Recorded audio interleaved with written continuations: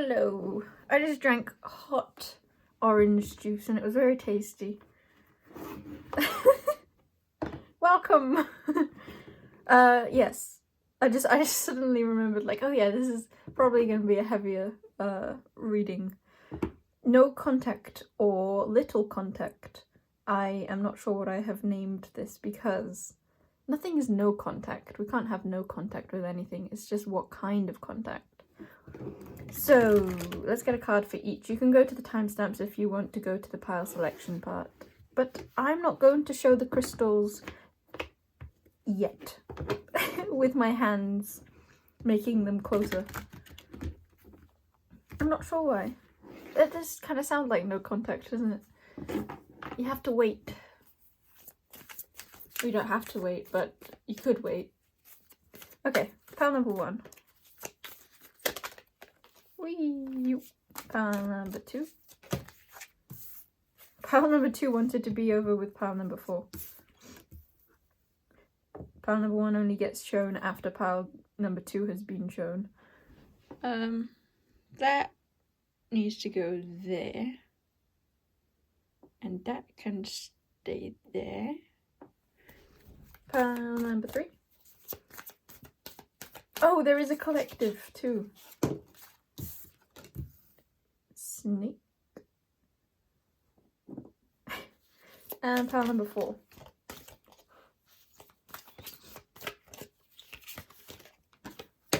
Oh no, it's not an animal. The shape, it has changed. There is a transformation. Due or ongoing? Apparently not complete. Okay. Back of the deck for everyone is Mr. Slug. Slug of the Slowland. Like lowland, but it's just slowland. Is lowland a thing? This is... Okay, wait a minute. I feel like I'm not in the right headspace to be doing a reading. But I actually think that I was more with it before I began the reading. I think that might be a part of this.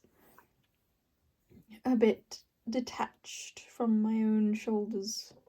The head of mine, that is. Okay. Welcome in, pile selection. There is a collective which is being represented by this wonderful rose desert rose. Or rose desert. Who am I to call it by its fake or real name? Okay. Wow, my brain is hard today. Pile selection, yeah, you guys. So, pile number 1 is Beetle with this green aventurine.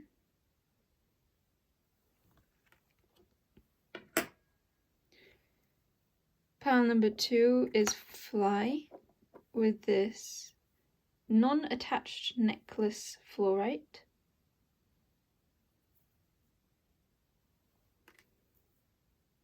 From Swansea Market. I don't know why I felt like saying that. Maybe the location or the origin is important for Fly.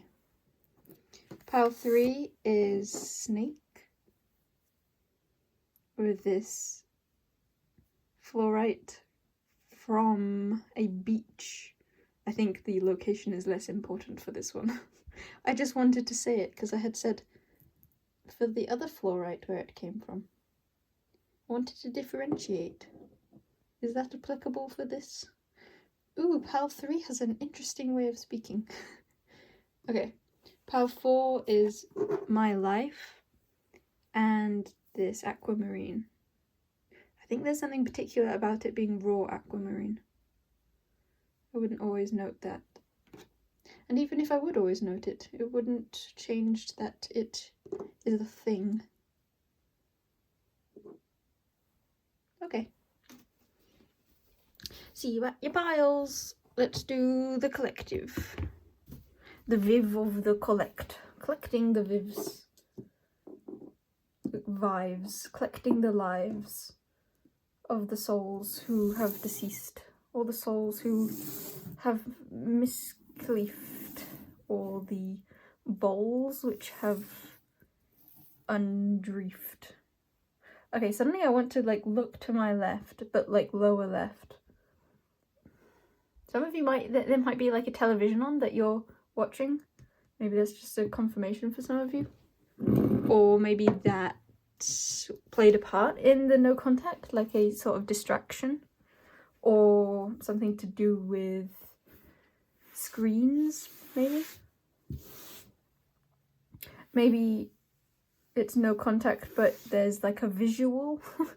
Or like you're being kept up with or keeping up with them.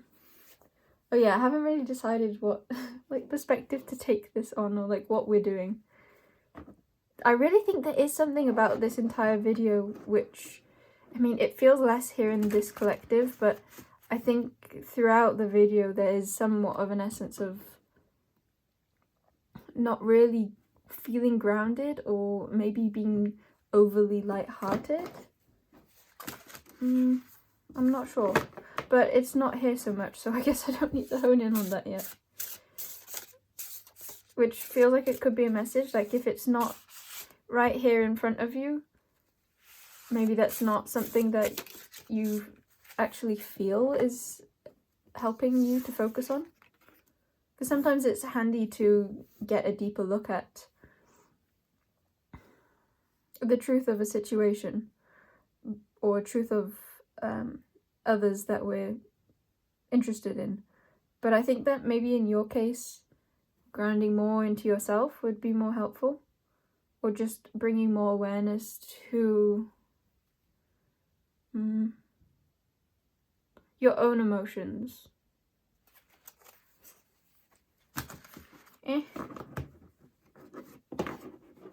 I do feel a bit of like a meh from Roger Mojo.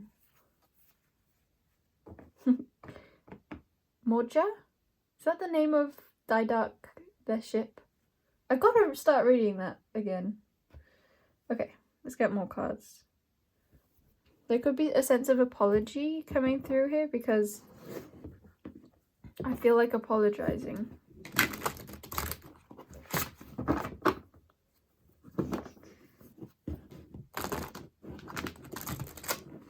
Okay, yeah, I think I need to ground more, and I'm going to decide. I think there could be a sense for you that it's helpful for you to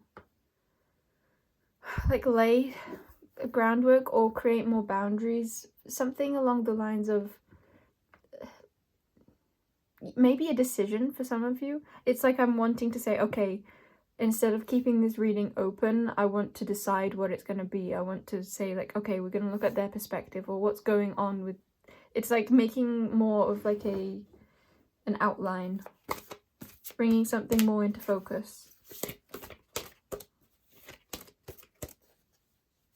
Yeah, I'm being shown for this, it's not so much about what's going on, it's just about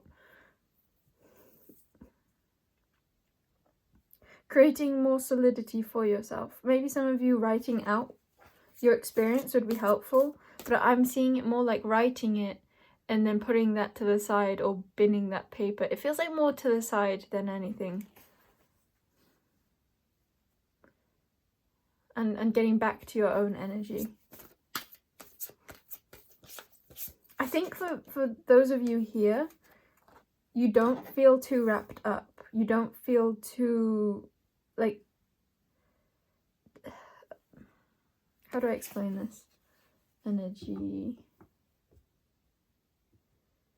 What am I feeling? I just feel like there's a sense of like having a good head on your shoulders. But there's also a very emotional feeling here. I think that for you to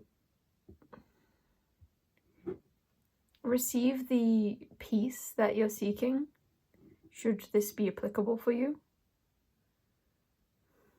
having a stronger sense of your own perspective would help. I want to say particularly before looking at their perspectives. I think I'm going to look at their perspectives in the piles, but this collective, it feels like there's just an undercurrent of, okay, first, like, create that undercurrent, create more of a solidity in how you feel or what you have experienced. Because there could be a sense of the perspectives that they have, they might not align with yours. They might not be true to how you feel or true to what you would see as the truth of the situation. So it might not necessarily be helpful to get their perspective, especially when you're in like a wavering energy. This might not even apply for all of you. Some of you feel very grounded, but others of you, I feel like this is a message first to let's help you get to a grounded place so that any perspectives that come through aren't ones that you need to latch onto, but rather are for your own sense of clarity. I guess taking a more curious approach as opposed to the need to find something that would bring a sense of safety to you, because I feel like there could be some anxiousness here.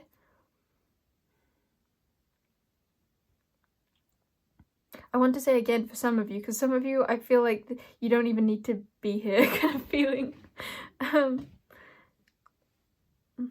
Which I actually think that it's an interesting message to give, because I do see a message for you but like coming after this part. So for those of you that feel very grounded already, I think your clarity might come when you allow the perspective of others to like get into your aura. Maybe some of you have like very strong walls up,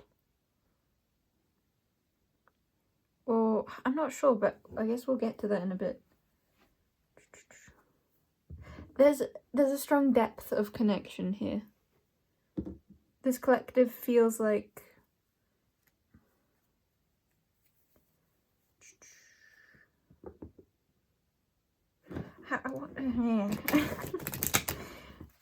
I'm seeing lots of different energies and I'm trying to find what the link is here.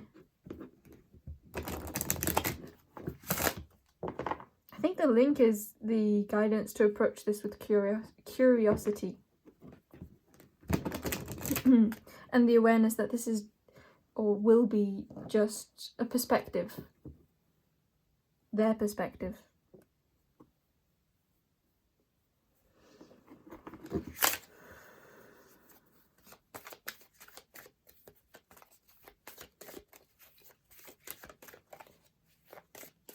Yeah, there's a slight call to question if you're feeling like the need to grasp at their perspective, and if that's something you want to go into the reading or any other areas of life, I guess, feeling. I think there's a strong message of recognizing that it's okay for you to like fall back on your own knowings, fall back on your own feelings, regardless of their experience. I'm seeing a bird of prey like fly in circles, and it kind of began really high and is circling around in like a spiral, getting lower each time. That feels like this essence of healing. The frequency of healing supports our intrinsic ability to restore our health and wholeness by consciously using the information that comes to us through our senses and harmonizing everything accordingly.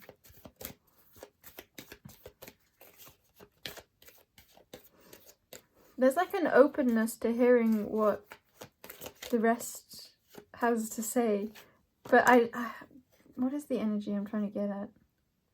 Dynamic and solar plexus. Yeah, it's like saying whatever different perspectives come through, know that it doesn't need to affect your own perspective. Or I kind of want to rephrase that to your perspective is still valid, or remembering that if you do feel very swayed or triggered by their perspective, bringing awareness to feelings of maybe inadequacy or feelings that make you feel like it's not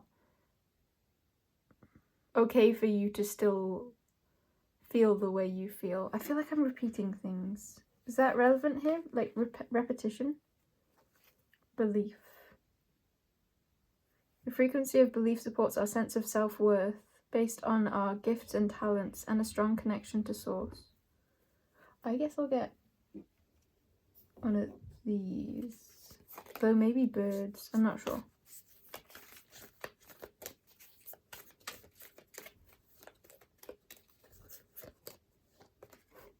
I do feel inclined to ask for some of you, like, why are you here?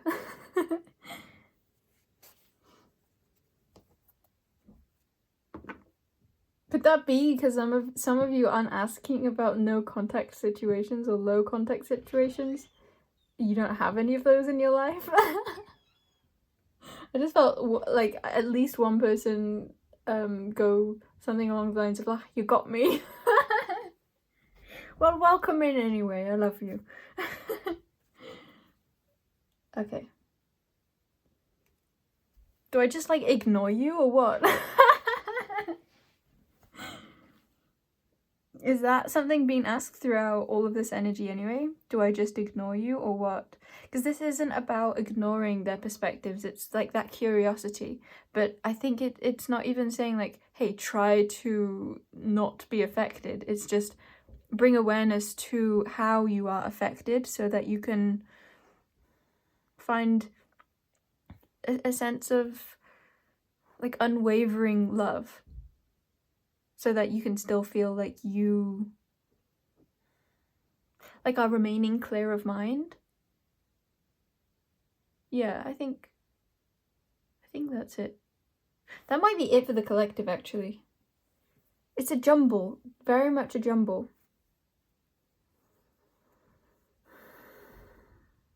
I think there is more, but maybe that's a message too.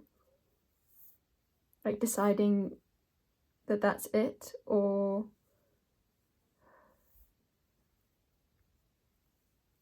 okay, some of you, I think it's important to go into this with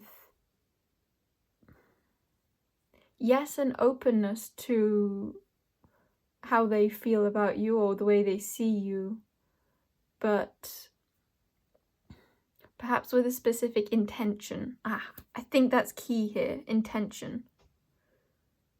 I'm being drawn to how Roger like creates his characters.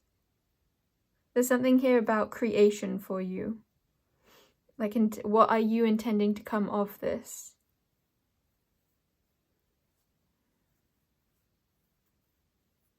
Some of you want to intend this to be like a reading of helping you to find closure.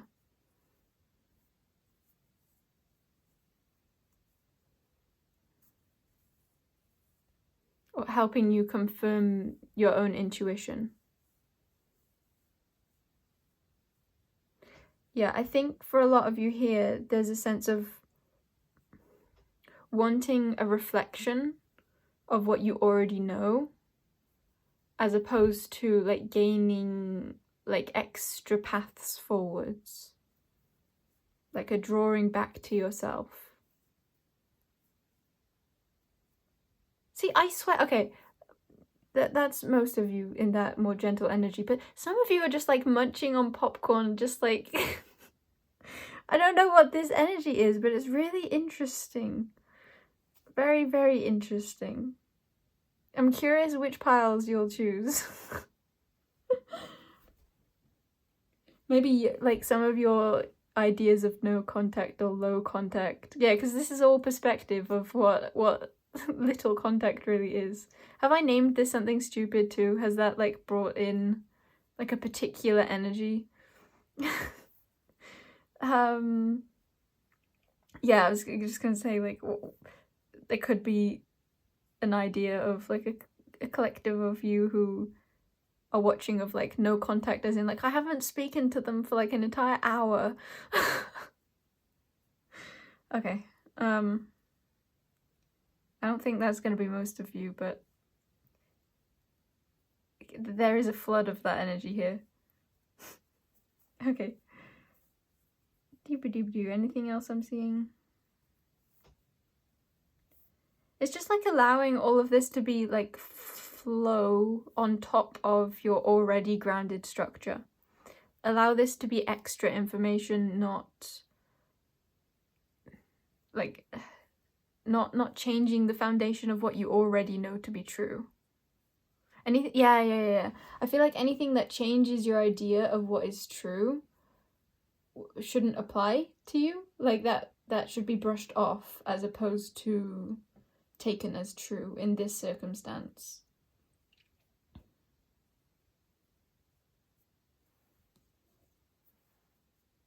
Yeah, there's like an observing energy. Yeah, I think I'll leave it on for curiosity's sake. Because again, that's not really with the intention to change your viewpoint or to create too much change.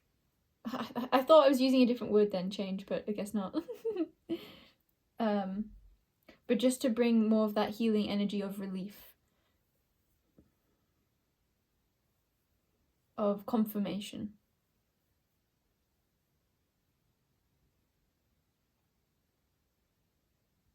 And for those of you here who are not in like a more serious and just, this is more curious, like someone that you're just checking up on, or some of you have picked a really funny person too, or like you're trying to like no contact between like you and your favorite like TV show character or game character or something. What did they think of me?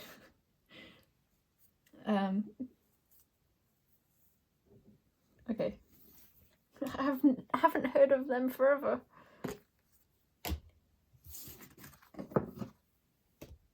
Okay, see you at your piles if you want to go now. Bye-bye. Now let's get some egg! Ah! Numbers, that's what they're called. 0, 16. I felt like that was about to start spelling out with numbers a number, phone number. That's what it's called, a number phone. And now I'm hearing the best song. Boom, boom, boom, boom. One Foot Out the Door by Voila. Ah, it's the best.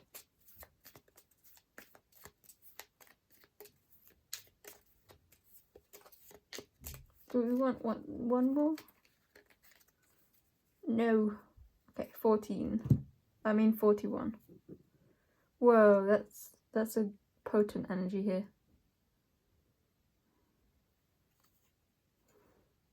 I'm hearing nobody said this would last.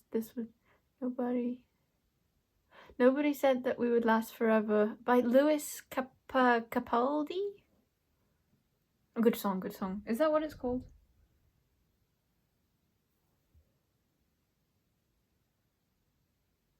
Oh, there's an intensity here.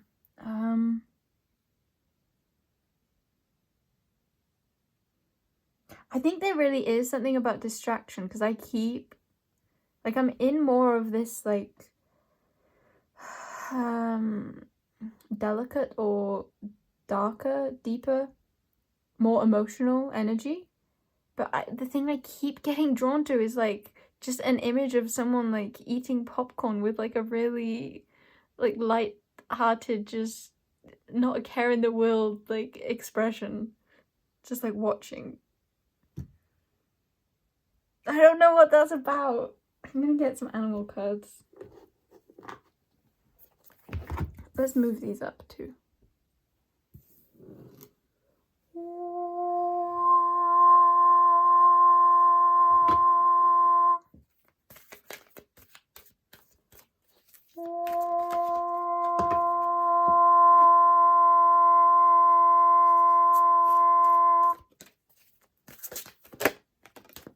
Coyote. Yeah, that's that light-hearted energy too. Could it be that that's who you're dealing with.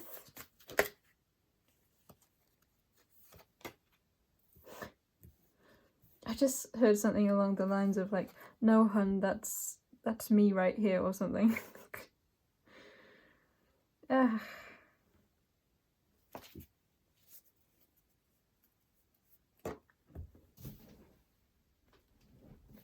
Coyote, reality, jellyfish, flamingo.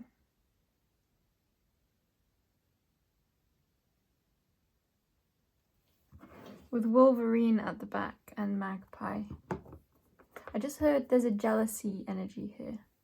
Oh my goodness. Well, that was a more extreme expression than I was expecting. What is this? I'm wanting to apologize again. I've been wanting that lately in videos. Apologeticness has been coming through.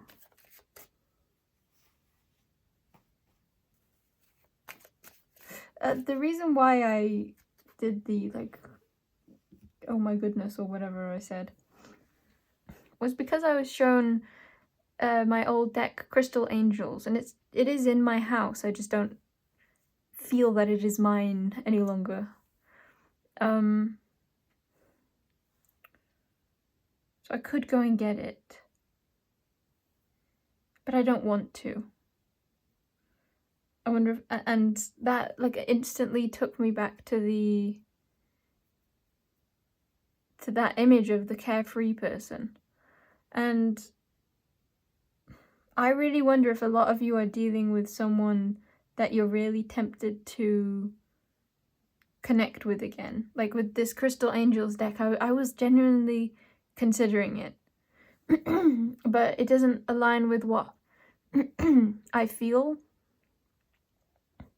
I think for those of you here, it's really helpful for you to create more of like a foundation of leaning on your mind. Oh, my throat is getting all crackly too, and the back of the deck is throat chakra.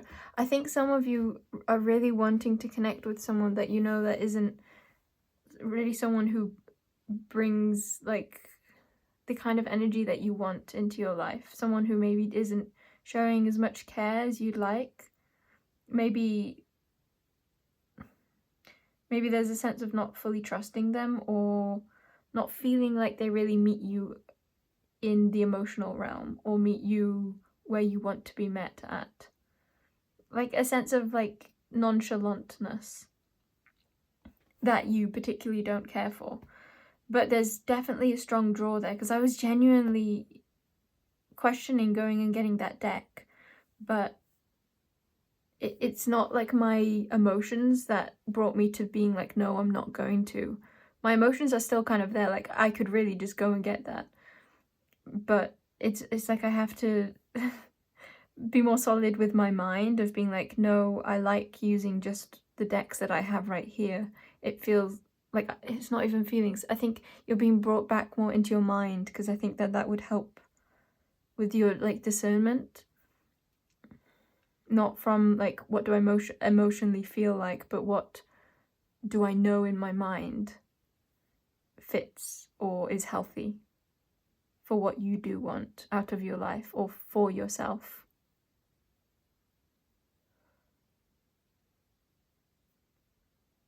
There could be someone who isn't taking you seriously and you want to be taken seriously.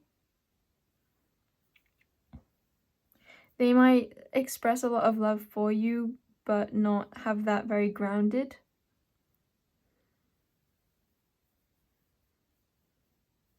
Or you might just feel that there is an interwoven connection of love between you.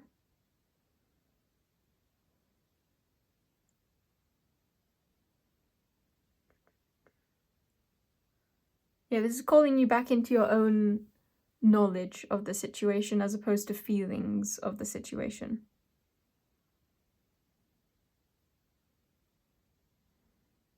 Some of you might be able to feel them very, very strongly. Or I kind of want to say not strongly, but easily.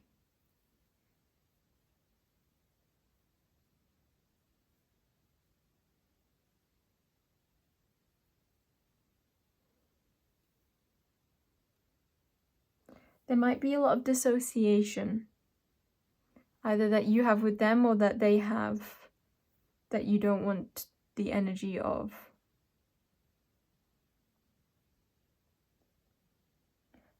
I feel a lot of like anxiousness. I wonder if you have something in particular that you know would help you ground, like going on a walk, or talking with friends, or expressing this creatively. This like inclination that you have or feeling.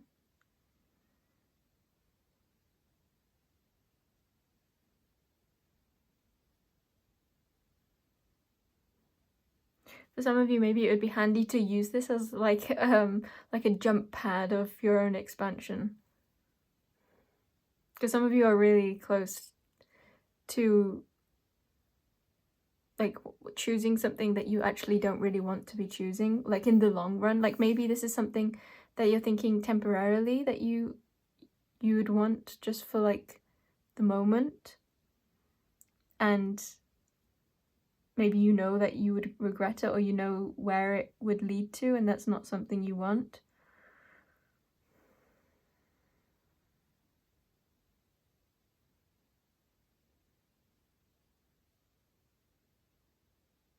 Let's get a guidance card. I want to clear all this first though, actually. Yeah, the 3 energy, I feel like using this for your own, like, boost into the energy that you do want, confirming to yourself the type of life that you're wanting, or maybe the change that you're wanting to create, with 55 popping out. The phrase staying the course is coming to mind. Like really showing yourself what you do want. I think the most helpful thing for you might be connecting to the energy that you do want. Like if this isn't fully it, then what is fully it?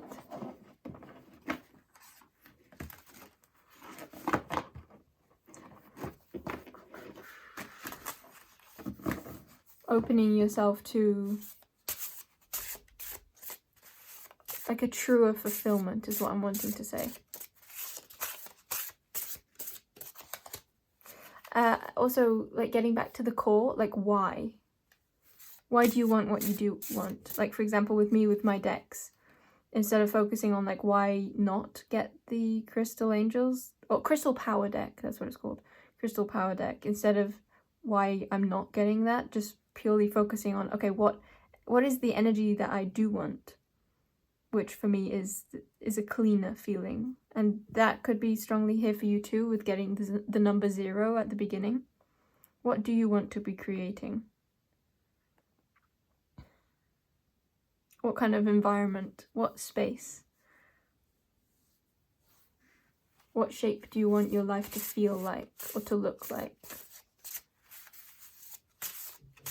And then aligning those actions to be in accordance with that.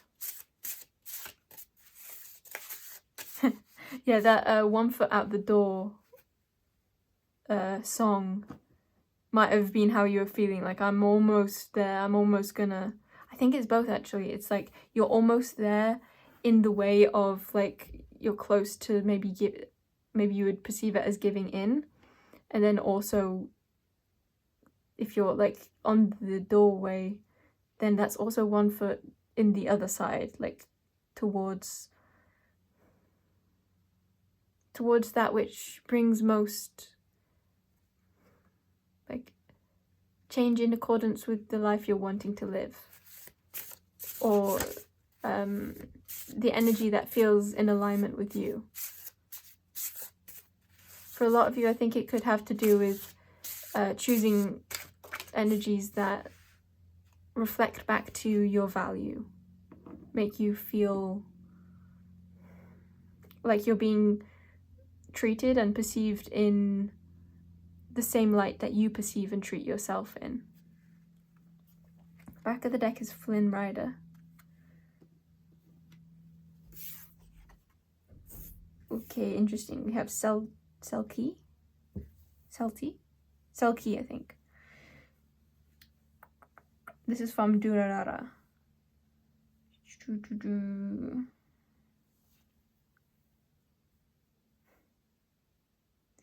This is making me think of death and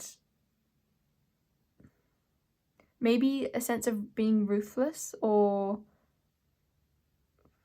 acting like in the shadows, like a feeling of, what I'm getting is an example of like not telling anyone where you're gonna go, but just going, not needing to wait for anyone, and having that create a momentum of energy towards that which you are seeking. Hiccup. That which reflects back to your own love of self.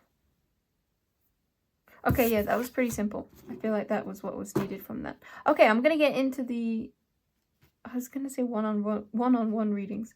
I'm gonna get into the specific piles now. See you. Bye-bye.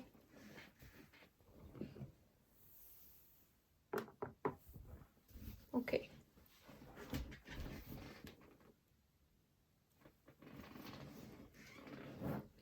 I don't know how to sit anymore. I feel so like jaded. That's a good song. Don't know who it's by though. It has a green cover on Spotify.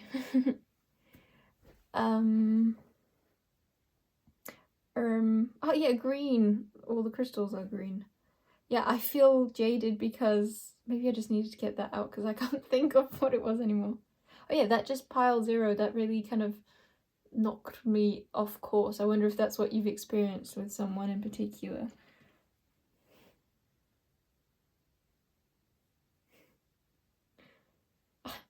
Maybe those of you who were the popcorn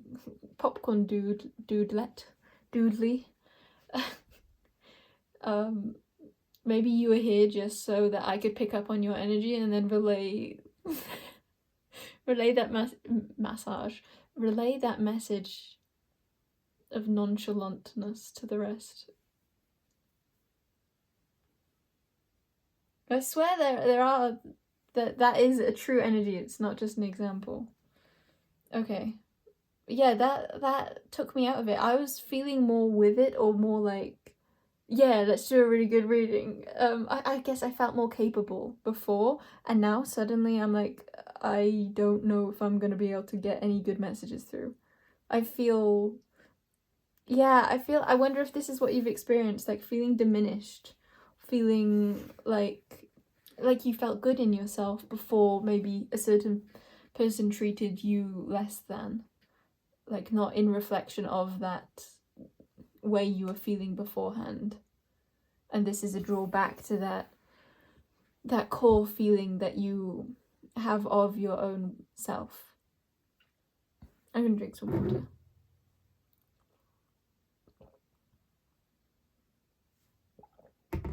Yeah, with that healing card popping out like a party popper. Why are party poppers like two different things? Like, I feel like if I were to ever draw a party popper, it would be like a triangle, but the only ones that I have known of are just like really weird shaped like spheres that are like plastic, and I don't know, they just feel not extravagant. They just feel a bit like a disappointment. And would you look at that? That's a pretty on point message to go from what we were saying before of like having a whole idea of something, and then and I feel like that's your sense of self, like that's how you felt about yourself, or maybe about others or relationships, and then experiencing it and there being a sense of like, this is not what I expected. Like, this is like plastic, this isn't, it's less dreamy. Yeah, it's less dreamy. And now I think you're like recalibrating back into the dreaminess, because it wasn't that was a reflection of your true self, that was just Well, it was a reflection of parts of yourself that still felt that you weren't that party popper of the like cool triangular kind. Yeah, you're resetting back to hope, back to who you know yourself to be through the process of releasing old ideas that didn't align with the idea that you're resetting to, which is of the cool party popper. And then you'll go and meet other cool party poppers who are also triangular. And when you meet the party poppers that aren't triangular and are the like weird, the weird plasticky spherical shapes, then you'll be like, that's not my kind of party popper. And you'll be like, you can go play in your own lane with the other spherical plasticky party poppers. Because perhaps when you like came into experience with that party popper, whether that be a reflection onto you or a projection onto you that that's what you were, or meeting another like that, I think you took that on as, oh wait, I was wrong, party poppers aren't triangular. But now it's coming back to, wait, that's just there's a different breed of party poppers that aren't triangular. And so next time you meet a spherical party popper, you can be like, yeah, not mine, and then continue to find the triangular party poppers. Or just keep the triangular party popper. Add the S where applicable. Okay. Cool. Party poppers! Maybe I should use that emoji on here. No contact. Party popper! I mean, it would fit for some people. Woohoo! No contact. Low contact. What did I call this? Wonder. Should I go on to part 1 yet? I don't want to. Is that your energy?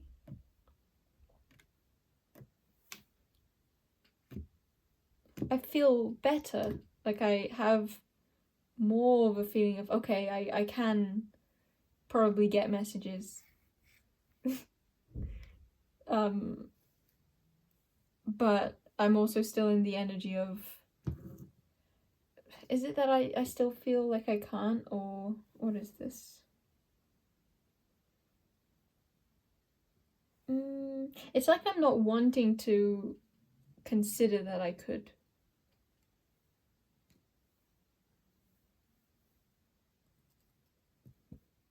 Nope.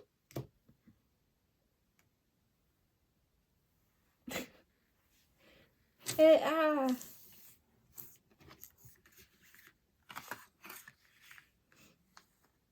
don't want this guy in here anymore. I like him out and about. That feels relevant here. Letting go of the way in which you relate to aspects of your past, or to this specific person being on that mind of yours, if you are a being with a mind. I miss doing more galactic readings. Should I like just not do the rest of this video and do a galactic, more Uranian reading instead? I'm not actually going to do that, probably. But I think this is your energy. I had put him on the upright, but I want to show the back instead, towards myself.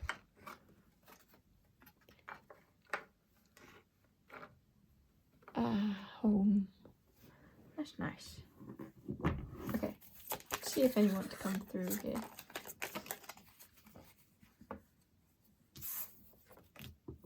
The moon.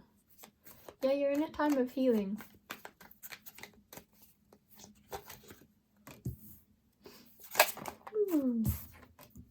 Healing. I meant to say the moon. The moon, beech tree, cypress tree. Oh, maybe you're also feeling quite like galactic-y.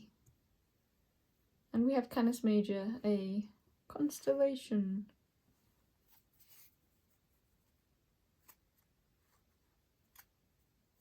I'm blanking on where Canis Major is. Is it near-ish Gemini? I don't know.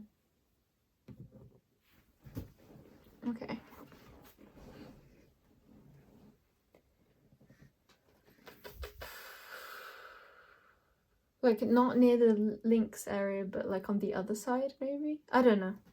Why is that even important? Why am I trying to find that?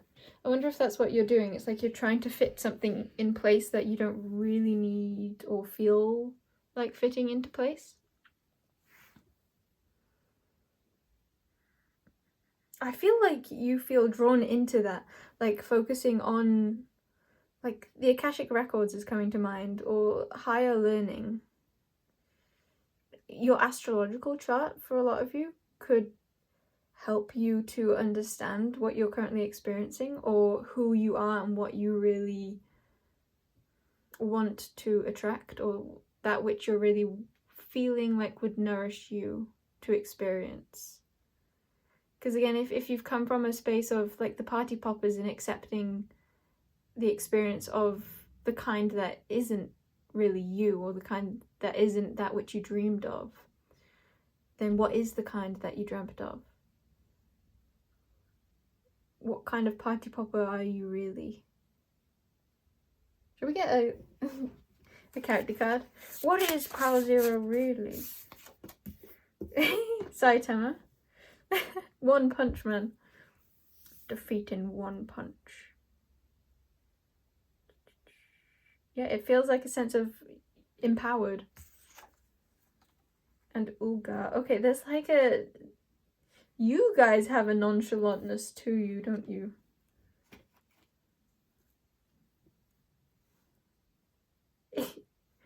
I love Uga. Cool dude. You're a cool dude.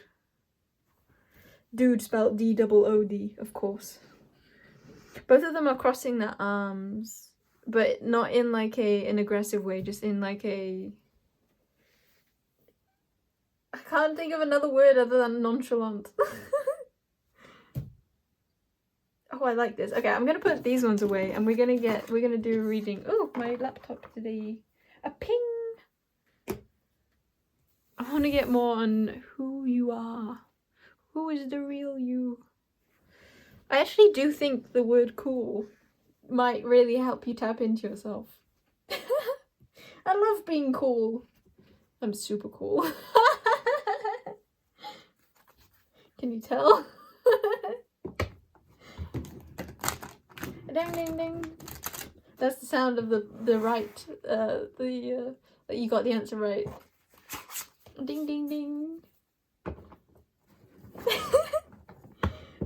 Turquoise. I'm seeing the colour turquoise, as well as another colour that I've now forgotten. Maybe it was green.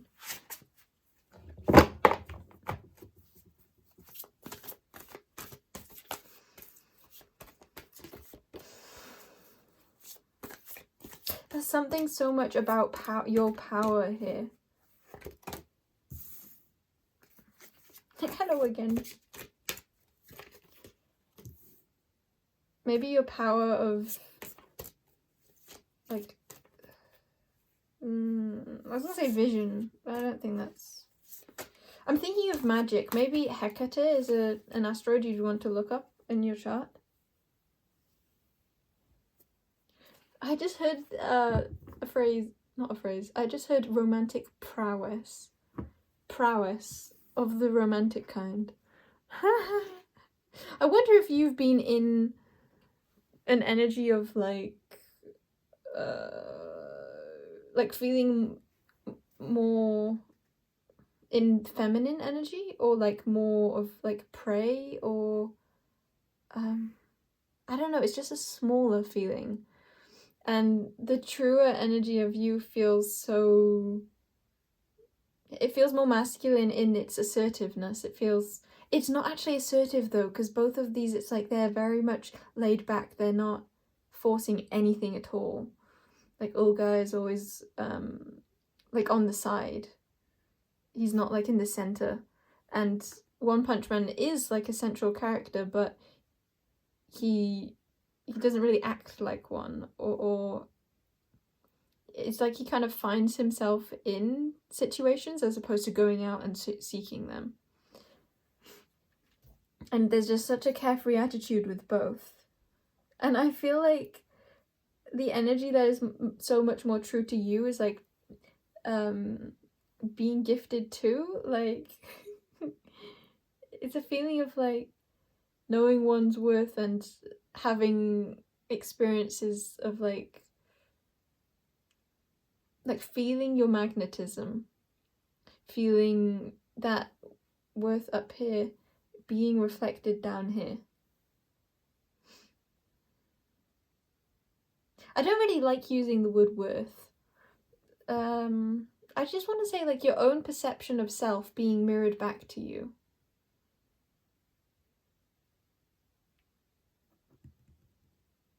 It's an exciting feeling. I love it. Yeah, very magnetic. Oh, but it's so natural feeling, I think I want to say. I want to see more of the area of life this is on about. Or self. Divine feminine. Yeah, it's like an assertive divine feminine where it's... maybe that word assertive is wrong. Yeah, passionate maybe. Like magnetizing. It's like a strong sort of divine feminine. It's a feeling of like everything coming and being drawn to you. Everything.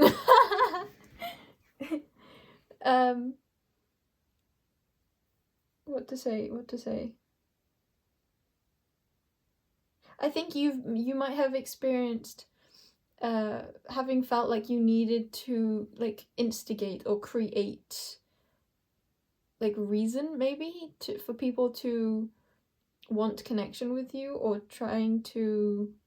yeah, it's like a feeling of like trying to create as opposed to being yourself and allowing that pure presence to draw in that which is reflective of you.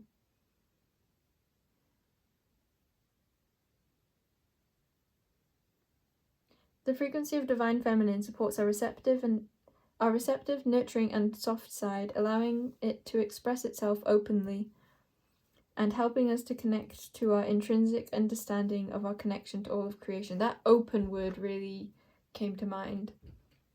Or like I really slowed down at that, and it was making me think of that, like instead of feeling like you need to like build the blocks, it's a surrendering feeling that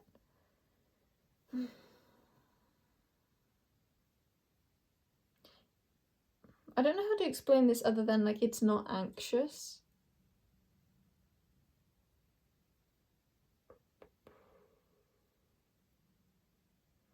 It's a feeling of recognizing your own desirability.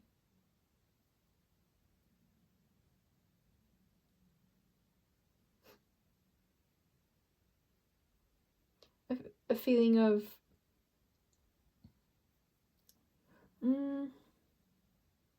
I want to get another character card. Koro Sensei. It's another powerful... oh, and two character. And Olga also like he's associated with a gun.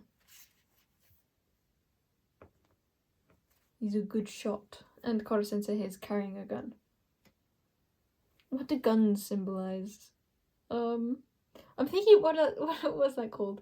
Like a second man. I can't think of what this is called. Wingman. That's what I'm thinking of. Oh, maybe just because wingman's a type of gun in Apex Legends.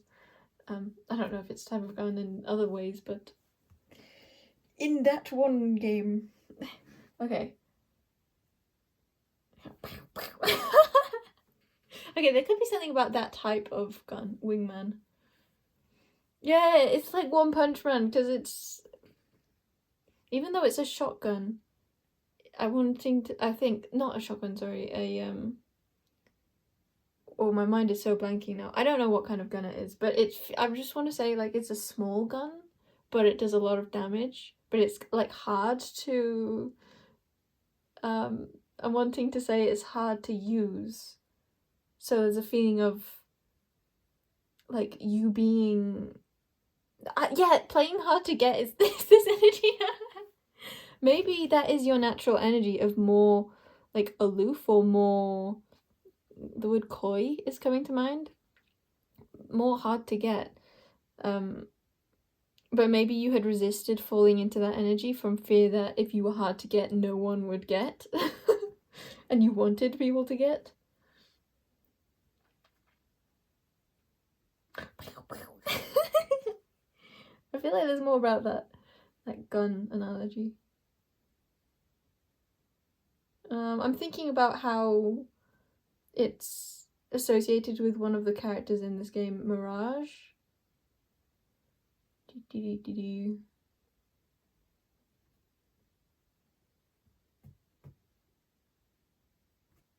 think that might be all needed to be said. I'm not getting to say more on that. Mirage. Some of you might want to look up that /him. He has good quotes. He's a goofer. Yeah, I feel like you need to, you can't let go in some way. From a fear that nothing will follow kind of thing. And this is drawing yourself back to that energy of being like a feeling of less attainable or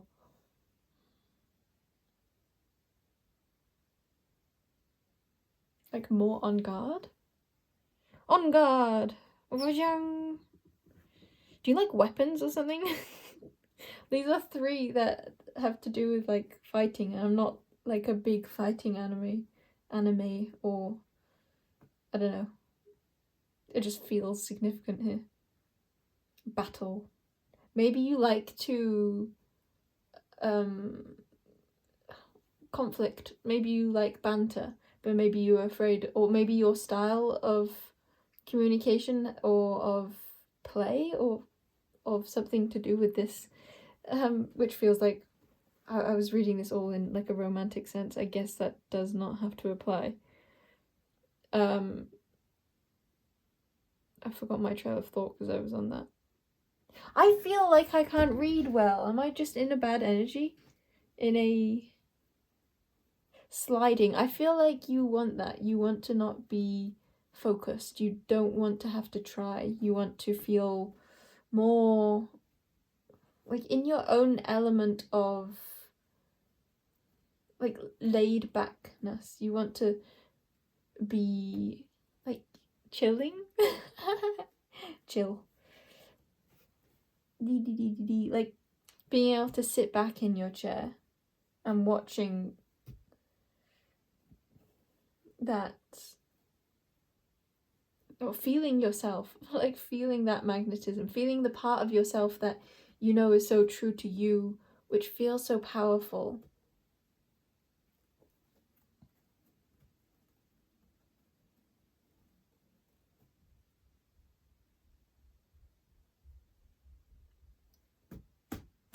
Is that it? I feel like you have a lot of fire, and maybe that is the part of you that makes you want to be more assertive. And I think that this is drawing like a blend of that fiery energy into maybe patience, but I think it's more like what that represents as opposed to maybe that directly, like patience itself. It's more of a feeling of like not needing to rush, not feeling a need to control.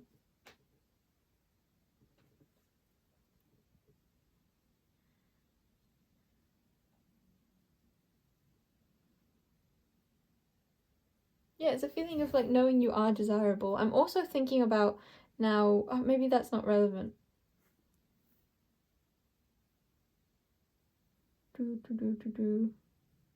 There's something that's not relevant that you think would be the most obvious thing. Some of you might have a hang-up surrounding something particular about yourself, and you're coming more into acceptance that that's actually not important to you, and thus you're allowing that to be a truth that is reflected back to you in the external of others also feeling the same way. Yeah, some of you thought that there was like some sort of deal breaker, that actually you don't feel that, but that was a part of maybe that healing energy of processing that.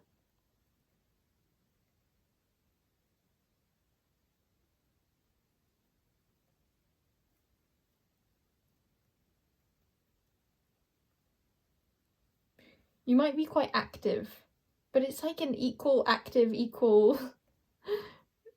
I don't know how to explain this energy. Actually, it's not that I don't know how to explain it, so I don't know what it is. Is that relevant here too? Maybe I feel like you often operate out of more of that explaining energy, like feeling like you need to like show yourself or give like reasons why you are valuable or desirable. But this is bringing you all into more of a playful energy. I'm like rocking back and forth right now on my chair, and I'm looking down and seeing I'm wanting to say the name 15 minutes.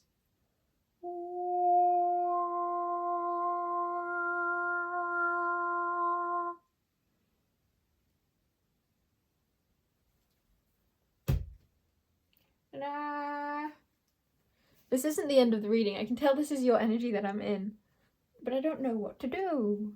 Ring ding ding ding, ring ding ding ding. This is when we need more of a front facing camera so you can see the energy I'm in, rocking back and forth. Because it's like I'm sat on my chair sideways. Well, my knees are forwards, but then I'm facing left and holding onto my armchair and going ding ding ding ding ding ding ding ding ding. I want to get another card too. Maybe you enjoy being deceptive, or you enjoy like it's a feeling of being chased as opposed to chasing. And take that with a grain of salt or whatever you feel fits for you, because I don't need to over-explain, actually. I feel like I feel the need to over-explain with you. We have Selkie again. It's like a dark, mysterious... Yeah, there's the mysterious to you. Did I just say there's a mysterious to you? There's a mysterious to you. Mysterio? Is that a thing? That's someone, isn't it?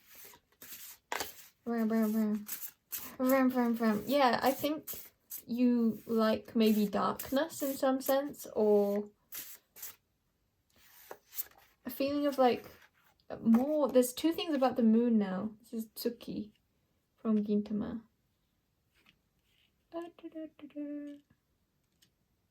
Okay. Dark feminine energy, feeling, vibe. Actually, I don't know if... Okay, it doesn't... Yeah. That is the vibe. I'm sticking with it. There's a lot of masculinity here to it, though. Is that even masculine I'm picking up on, though? It is. Not the dark feminine part, which is with a lot of power, but there's also a sense of, like, fiery external energy I'm seeing, too. It's just... That part feels like it has more intentional direction, or like direction that you enjoy, but isn't what you're feeling called more into. The feeling that I feel like you're being called more into is that of being more elusive. That more uncatchable energy. Finding out who can catch you. Wah! I swear you get really playful in that. Like I think it's from being able to let go. It's like that allows you just to be yourself. Ready? I'm gonna do something crazy. I have no clue why. Actually, I have every single clue. Maybe clues? Cluedo? Sherlock? Sherlock is an asteroid also you can look up. It's a good one. I have it conjunct my north node. Very fun. Hey, this should be my reading then. Me! Okay, I think that might be it. Plonk! Run away! Oh, what is that? It's reminding me of a myth. It's like someone who was like the fastest one, and she felt as though, or she knew that none of the men would be able to catch her or win the race or something, which would let her marry her. So instead I don't remember what the example I'm getting is she injured herself so that she could be with the one that she wanted to be with. But maybe that's where you've come from, and you're choosing to not injure yourself this time, to not downplay yourself, and just to simply be your most expressed self, your lightest self, your most uninhibited, the powerful you, and allowing that you to attract those who could catch you, or those who are faster or as fast, or as powerful, whatever terminology you resonate more with there, for an adjective of goodness, loveliness. Oh, I don't like that word lovely here. Feels too soft. This is more of like a whang gang gang energy. Okay, do I actually not want to do the rest of the piles, or is that just still this energy?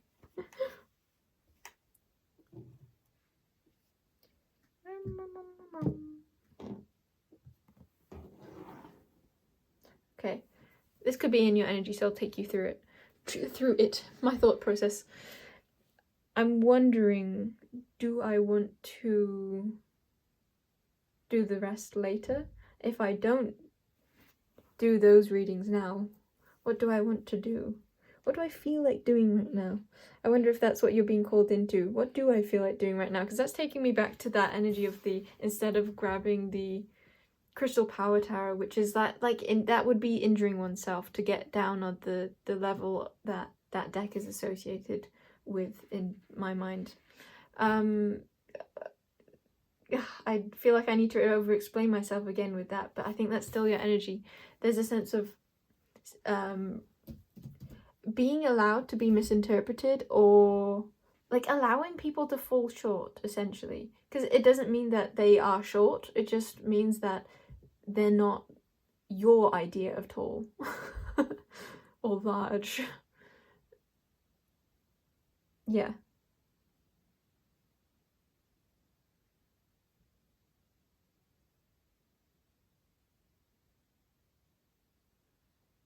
It's a feeling of allowing others to feel less than, if that's what they feel when they feel your energy.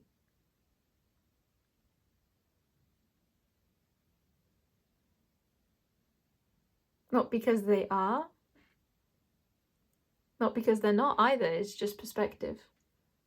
And so it's okay for them to have their own perspectives triggered. That's just providing opportunities for them to accept more of their true selves. Yeah, there's like bringing this all back to you. How do you want to feel? How do you want to live? Who is your fullest self? I want water. That's my fullest self. A self that has liquid inside.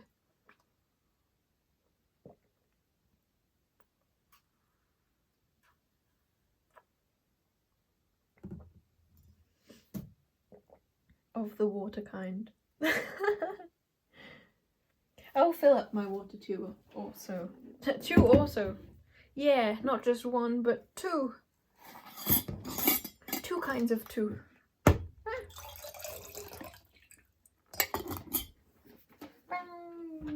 bang, bang, biddly boo.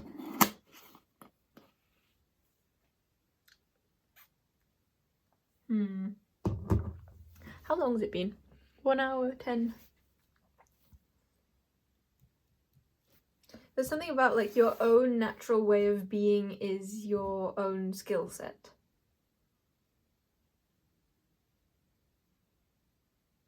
Maybe something you used to find difficult too, or that other people find difficult. I'm just thinking of the wingman again.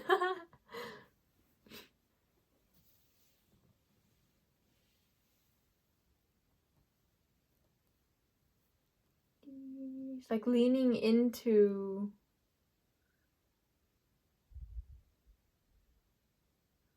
the part of you which like strays so much from normality, perhaps.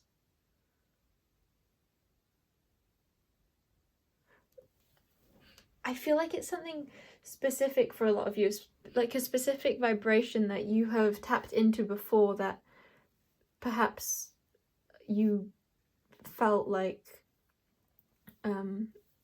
was rejected or wasn't able to be met, and you're choosing to embody that and see it be reflected in the other party poppers of that kind, with the knowledge that, again, those who are of the spherical party popper size, in accordance with this specific like tone of vibration, this specific skill, perhaps this specific cool part of you. I can't remember the phrase of the sentence now, but basically party poppers of that size exist, that shape, that kind. Okay, now I feel more out of it. Shall I start pile number one? No, don't do it. You heard it here, folks. I was trying to say you heard it here first, folks. Ding ding ding, 47 again. 2, but of the fire kind. Fiery 2. Then 6,666. Whee! 102. 9. I don't know why I'm doing this. And 16. Yeah, I'm in the energy that I feel like, or that part of me. Oh, that's interesting. I was going to say that I feel like some people could be very triggered by, but then I noticed like, oh wait, I'm triggered by that.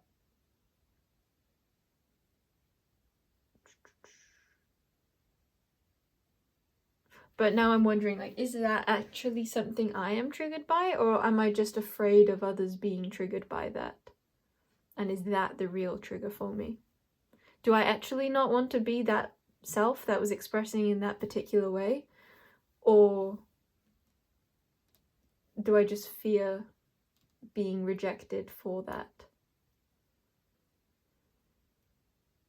And is that actually the truth of my own acceptance of self, or is that the truth that was projected onto me in earlier life of that self not being okay?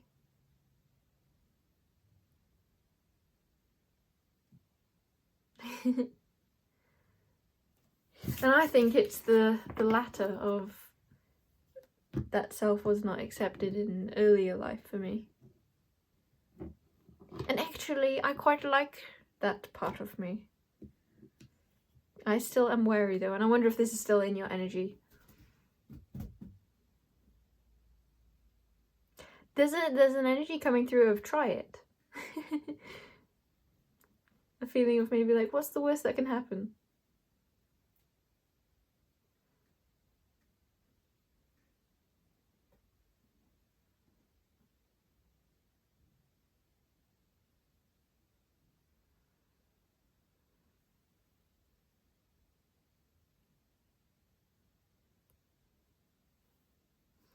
There's a sense of like rewriting what you know about yourself. I gave this example in another reading, and I want to give it again. If you were to create your favorite character, or to create a character of you that represented you, what would they be like? Like seeing more of like an external vision, or however you like to create, whether that be a song that represents your feeling, or like the feeling of you, like the essence of you, or like a written character description, or a drawing of style, or like a mood board, or a meme board. Is that a thing?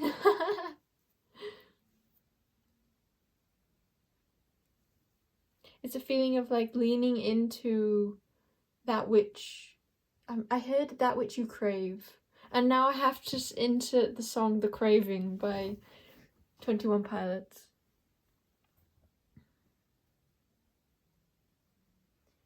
There could be something about intention.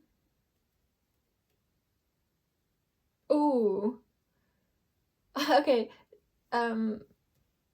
What I'm getting from that song in this moment is that same energy of like leaning back and allowing everything to come to you. If I found my body in chains,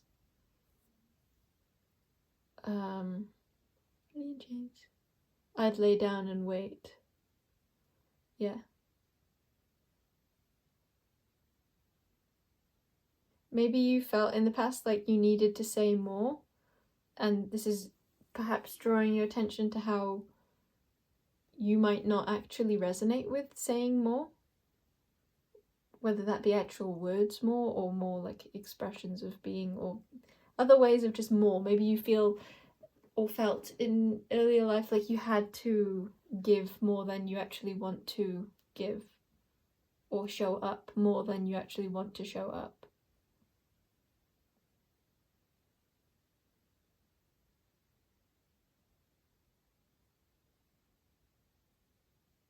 Cool. Are we ready now? Are we ready to begin the piles? What number are we on? 11705 or 04 or oh well, I'm not O anymore, just 11, 12, 13, 14. Wait, 17.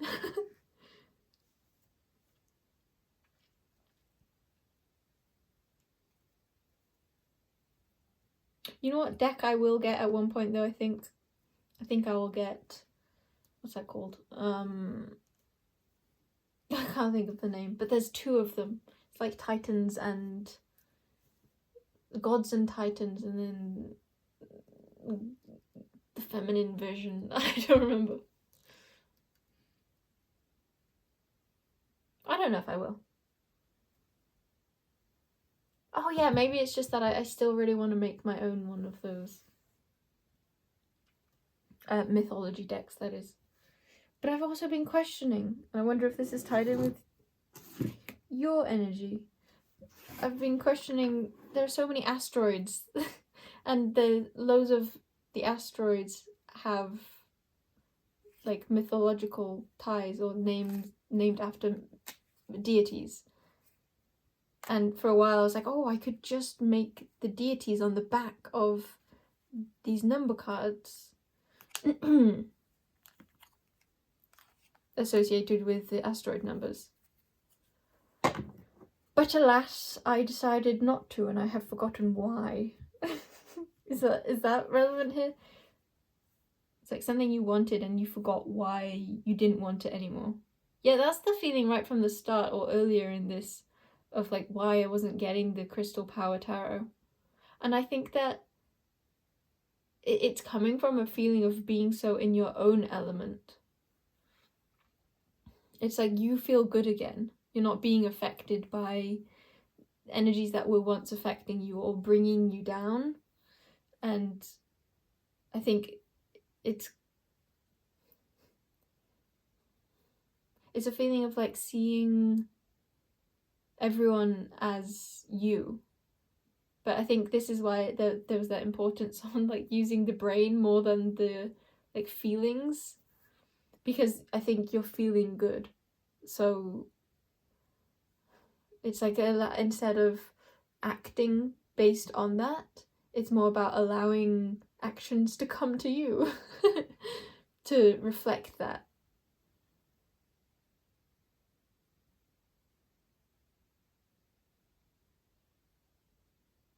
Continuing to feel good within yourself in the meantime.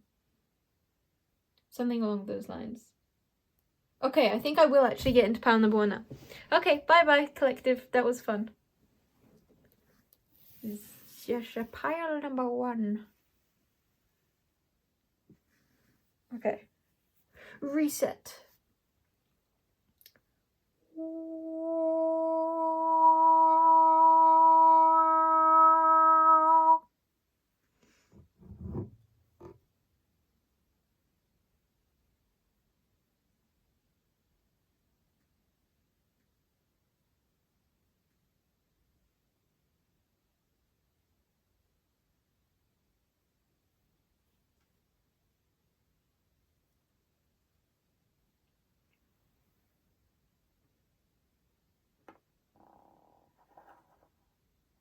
Welcome in, pile 1.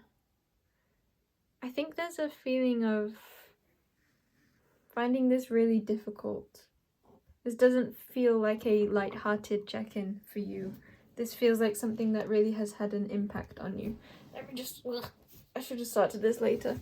Maybe that's relevant for you. I'm trying to like get out of my chair, but it's really hard. I don't think I've experienced this before. I wonder if that's relevant for you here. It's like you're trying to untangle yourself from this person, from this situation, and it's more difficult than you thought it would be, or than usual, or it just is difficult. Okay, let's get more cards for you.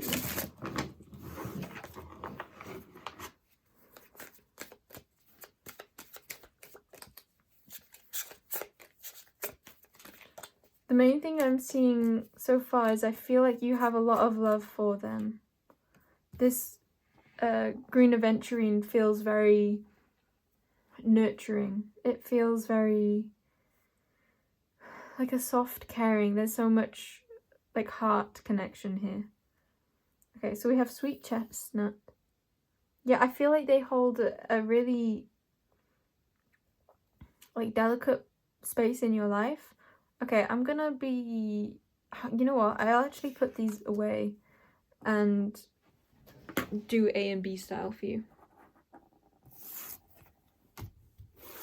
Okay, so you can choose to be on the left or right, but I'm going to read it like you are on the left and they are on the right. Should I do it like perception? No, I'll just see what the energies are as opposed to the way you're perceiving one another, but I think that will probably come through anyway.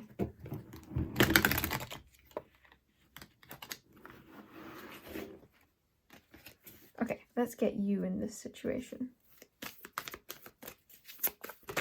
Or the left person. I guess I will say A and B. I'm actually going to rip a piece of paper and get get that out so I remember to call you A and B.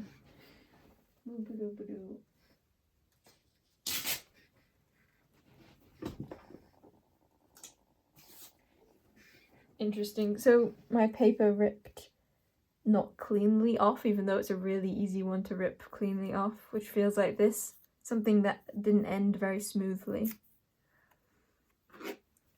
And I'm finding myself wanting to itch my head. So I wonder if there's a lot of confusion around this too. Or a lot of thinking.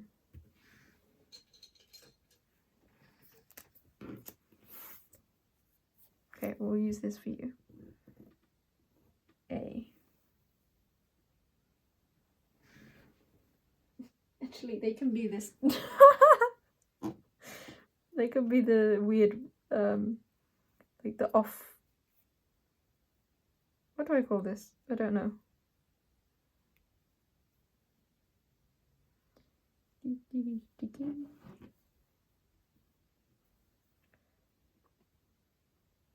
B.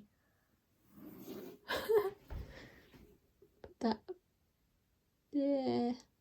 Actually, that we can do that. Okay, let's go. Oh, grasshopper and raven. I want to get more for you.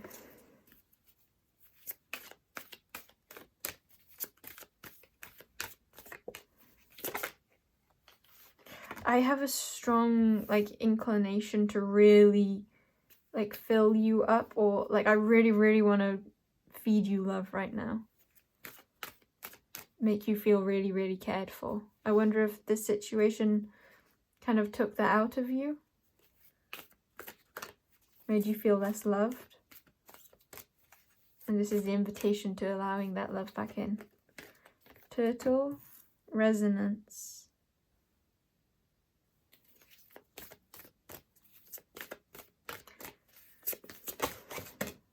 The great chickpea. Okay, I guess maybe since I'm doing A and B, not everyone, I should highlight that more, that not everyone will resonate with being A watching. Some of you might resonate with B. So maybe having an openness to discovering which one you are, which feels like it has to do with person A. There's an openness here to discovering the truth. There could be something about, there's so much about feeling the same, because yes, we have resonance, but then R and R go together, and then T and T go together. There's such a desire for togetherness on person A's part. And we have Orca. This could be a family member that you're talking about, or it could be someone that you feel a familial, like a love, like they are family. Okay, then we'll get person B.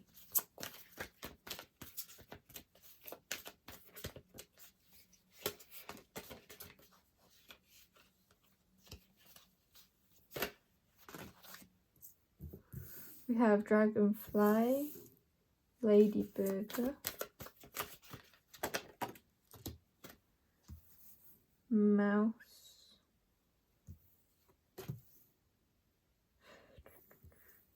time, jackal, and can we get one more? Ah! No, I have 3 more. We have pig, tortoise, and detachment.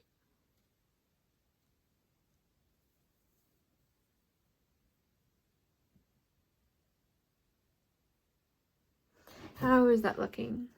A bit slanted, but that's okay. Actually, we can put them way more right. There's a feeling of them of like starting off closer and then distancing themselves. And they didn't realize how much space that they could have.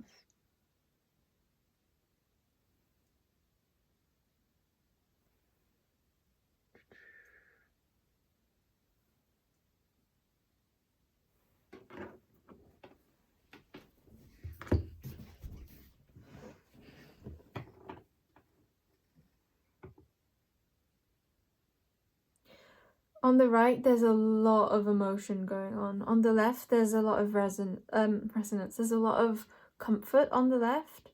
And person B feels like they're really in their emotions, and that I think their own sense of self-worth is really being like in the highlights, being in the question. I think there's more of a sense of person A looking towards person B, but also person B feels like they're more entangled somehow. It's like there's a sense of rest that person A has, and they feel more content. They feel like they're flowing with the changes and that they're making progress in the areas they're wanting to make progress in. I feel like person A really feels a camaraderie, and like person B is such a comfort for them.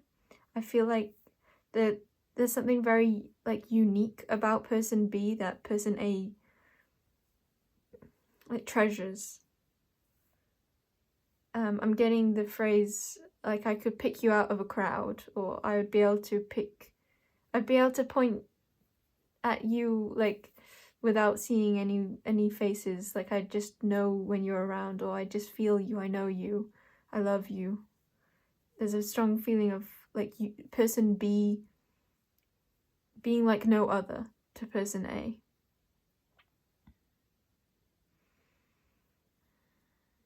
Okay. And there's such like a light feeling that person A has towards person B, I feel. I feel like person A is in a very like self-loving energy. They feel like they feel quite whole.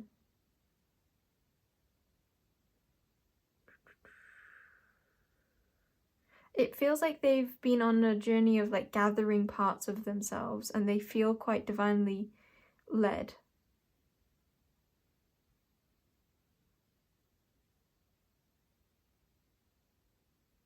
They might have recently like gained more awareness on their own feelings, or something about heat. Like I'm feeling more in tune with my natural energy in person A's. They feel quite in their element, even if there is some, like there's a strong heart. I just keep being really drawn to my heart. It kind of aches in person A's energy, but I think they could be quite empathic, but they also have somewhat of like a closed off energy. It's not really closed off, it's just contained. I think that's the right word for it. There's a lot of love here, and it feels like from a very spiritual place, or a feeling of like your person B is like their family. They might really resonate with soul family too. Take that as it resonates, whether that's like they're your like blood family, or or if not, there'd definitely be something surrounding a really, I'm wanting to say like a really true connection. This connection feels true to them, is how person A feels, I think. Okay, let's move more on to person B's side. Person B feels instantly very emotional. They're still, I think person B is processing more. I think they're feeling the struggle of the separation, of the distance. I think for them the distance is very apparent, because both of these, resonance and detachment, to me speak to distance, or resonance can. And yet with resonance there's a sort of like understanding where there are differences and where there are similarities, but always feeling connected. Whereas the detachment feels like they don't feel that connection. They don't feel so spiritually united. So person B feels more out in the cold, or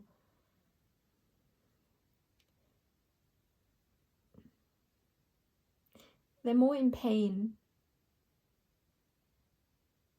They might not know what to do, or they might really want to like know how to fix things.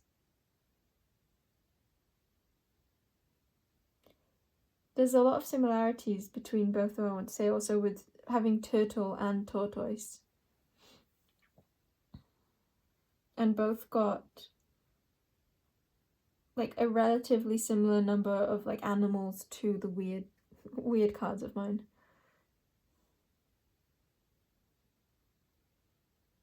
Yeah, person B is feeling very sensitive. I think they're trying to keep like an objective view, or they're trying to, I was getting that from Dragonfly, but actually what I'm more so getting from Dragonfly is an ancestral feeling. I think person B also feels very spiritually tied, and a deep ancient connection with person A. There's a long lastingness and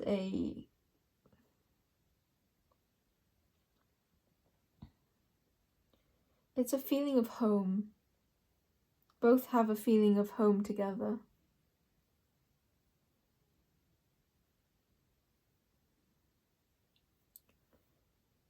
person B might be talking to a lot of people or talking to others about this to help work through it.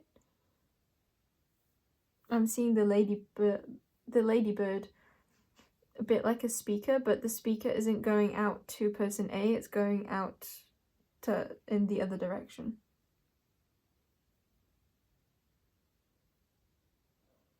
I feel more rushed, like slightly more rushed in person B's energy. But actually it's more like I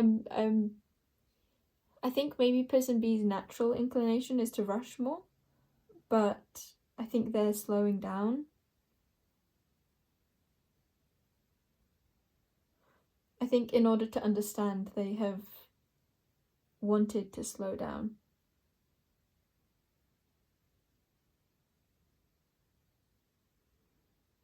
And I think they feel most at ease when they slow down, because that feels like they feel more connected to person A then. It's interesting, despite the detachment being on person B's side, I actually feel more like person A is like more contained.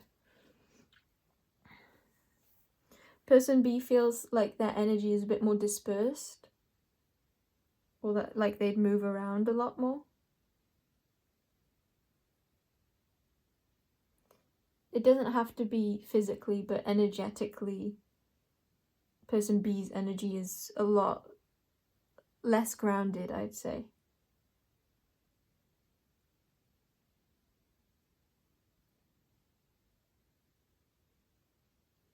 The combined energy is praying mantid. I want to get a sacred geometry. Actually, I want to use birds. Let's use bird cards.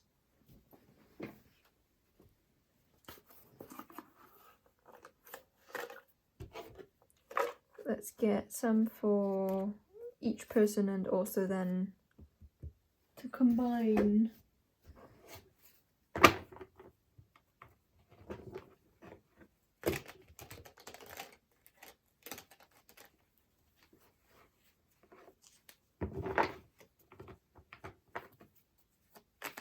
Okay, so person A, birds for person A. We have potsherd. And we have Gimo, or however you pronounce that. Then we'll have person B. Yeah, person B is feeling quite emotionally everywhere, or like they're dealing with a lot surrounding this.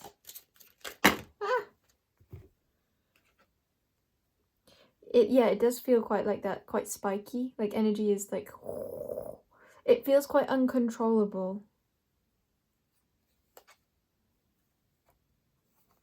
We have Turnstone. We have Ada. And Blue Tit. I don't know where to place these cards. Feels like I'm placing them in the worst places. I don't know. I wonder if that is how person B is feeling. Like they don't know what to do and they feel like they're putting things in the wrong places, or that wherever they do place things it's wrong, or like making it harder to see things clearly.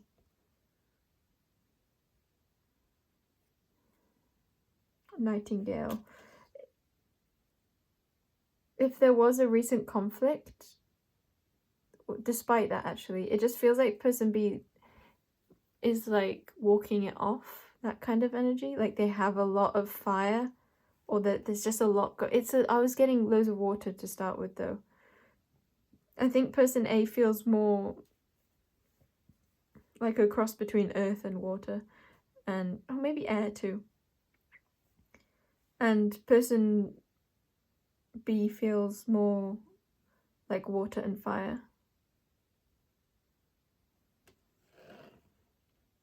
What was this again? Nightingale. And crested tit.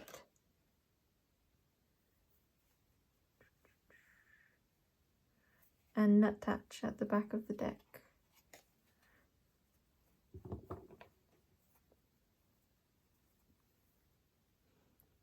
Do we want to keep that in? I don't think I've ever done this, put like a crystal on top of the back of the deck before. And I had another thing relating to like the first time or like newness within your reading. Person B might be feeling quite small too, since I used like the tiny scruffed piece of paper that I also at first discarded. So I think person B feels quite discarded. And person A feels quite whole. I like that the shape of the green aventurine has like a love combined. It's like both of them, both A and B definitely have a love for one another.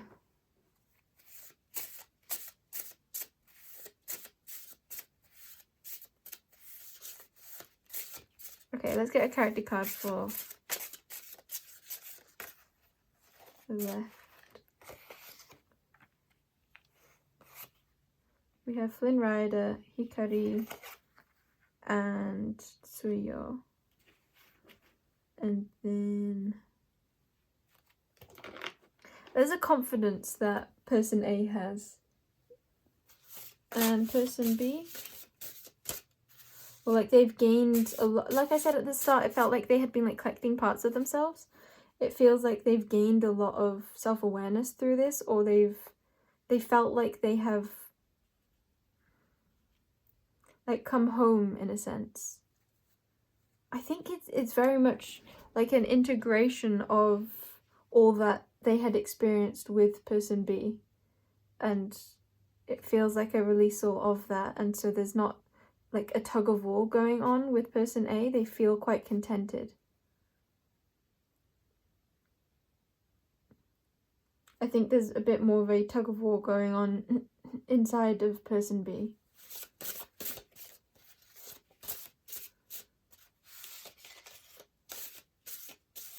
But I think that might have been the initial reaction for a while, or for however long, but I'm feeling for them like they do, like now I'm in more of a grounded energy for them. So I think because of that like fire and water energy they have, it's like they let off a lot of steam to begin with, but they then get into a more grounded energy. I think that both of these have a sense of like desiring awareness. Okay, so what character cards for person B? We have Shisan.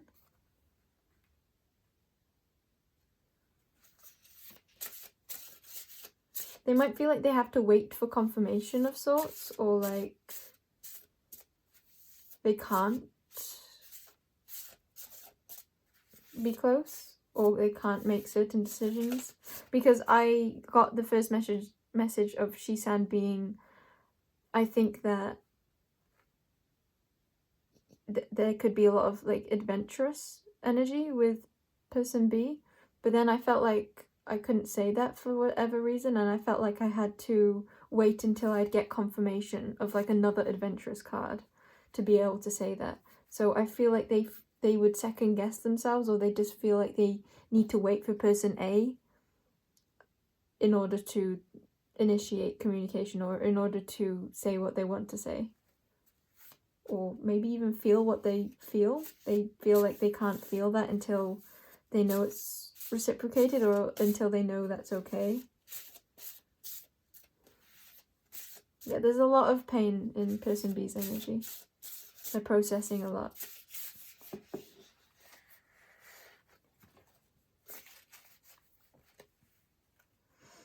Okay, Ota is at the back of the deck, which is so much, there's such like care between both of these.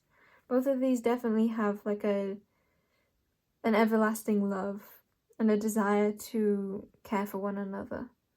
Both feel very special to one another. And there's a sweetness to both. It's like there's a steadiness here. This feels very, like I said, like unmistakable from person A's point of view. And I think it's shared. Like Ota is the best friend of Tanaka-kun, and Ota is always carrying Tanaka around. He's just very reliable. He's always there. He's always putting in like extra effort, which feels like both of these have a sense towards one another that they are so worth extra effort. There's that feeling of being special to one another. And wanting the best, I think that's a strong feeling here. Both want the best for one another, despite what may have gone on. Then we have Renge. There could be something about music. Particularly, I'm feeling like creating music. And with this coming up in this reading, maybe surrounding Pal A? Person A, I mean. Piles. Oh, maybe next reading I'll do, instead of numbering like 1, 2, 3, 4, I'll do alphabetical. Why is that such a cool idea? Like, it's like changing nothing. I think there's something about that here. What is that? It's a feeling of like being so special to one another. I think like despite circumstances or despite maybe what would ordinarily be the case. I don't think this is going to apply for everyone, but this example wants to come through of like someone you didn't know for very long and yet had such a big impact on you. Yeah, full stop. And then the final character card for person B is Yotsuba, which is in this pose, which just feels like that struggle or pain, processing a lot.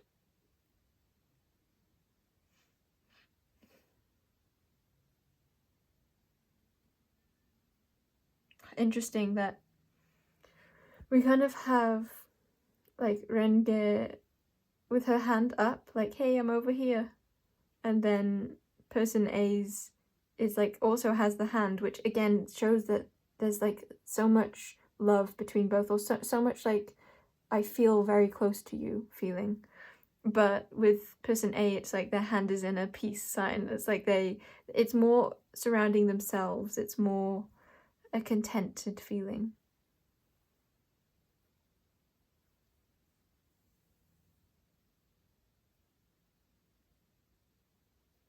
I think for person A, there's a feeling of, I'm here if you want me, but I don't think you do.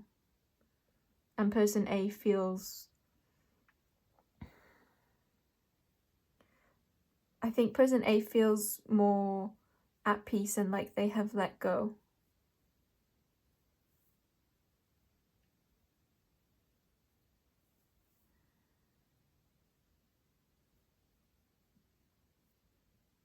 I'm also noting that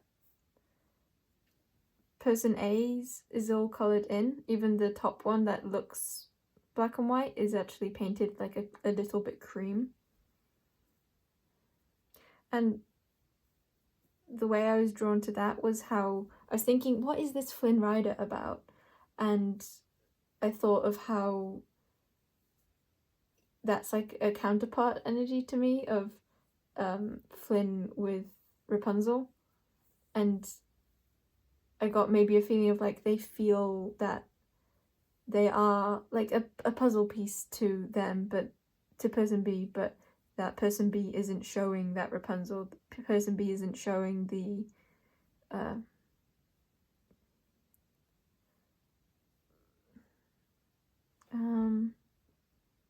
the role they're wanting them to have.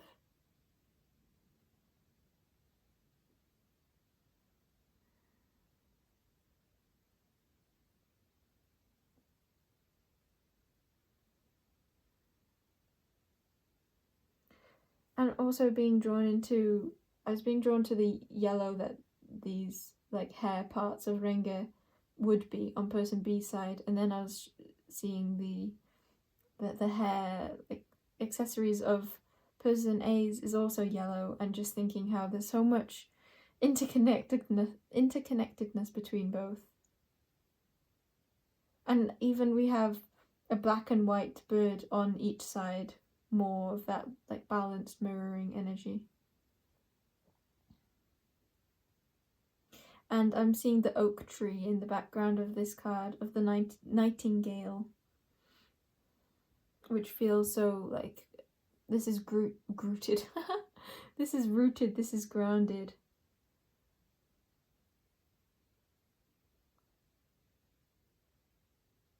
For a lot of you, there's a sense of like, this is where I come from, you're my blood family. I guess that's relevant anyway, even if it's not blood family. There is a feeling of like, you're where I come from, or I know you very deeply, or I like you're a part of my roots. Yeah, that's it. You're a part of my roots, and that shared gratitude for that. I would say maybe person A is more in that state of gratitude. I think person B is in that when they are in a calmer state, but I think they're in more of an upheaval state, that they're not so much leaning into that gratitude energy as much as maybe person A, or as much as they would while in like when they're at peace.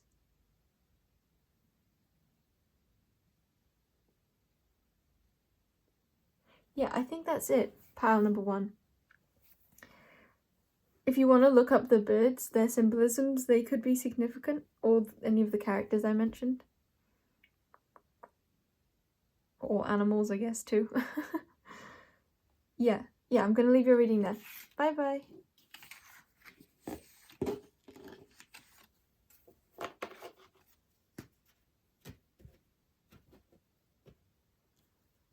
Yeah, there's like a foundational energy that this has.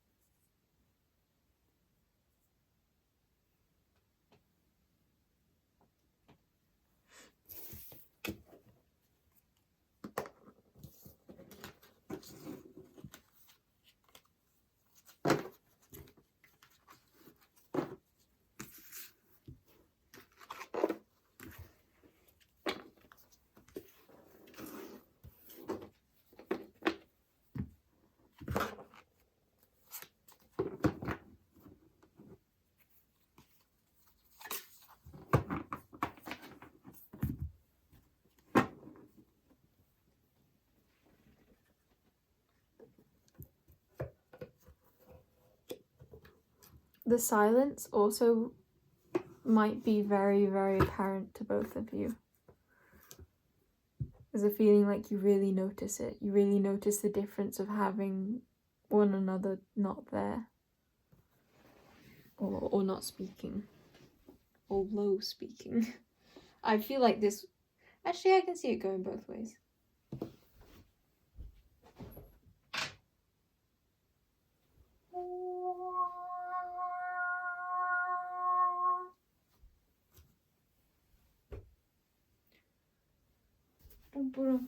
Let's upload the previous video that has just finished processing, I think.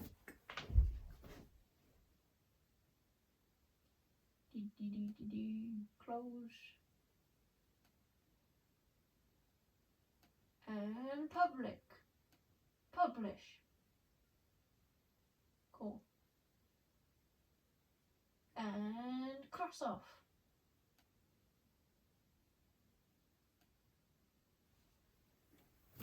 I'll use Ina deck for pile 2. Maybe this one too.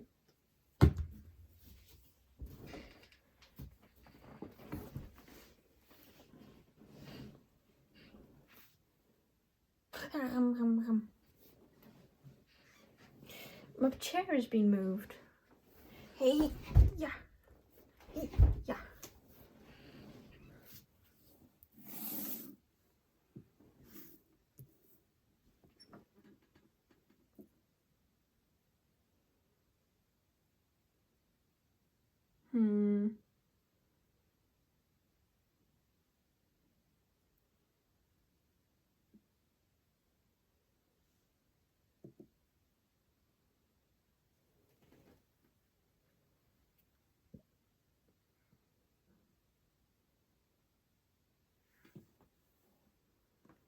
Okay, welcome in, pile 2.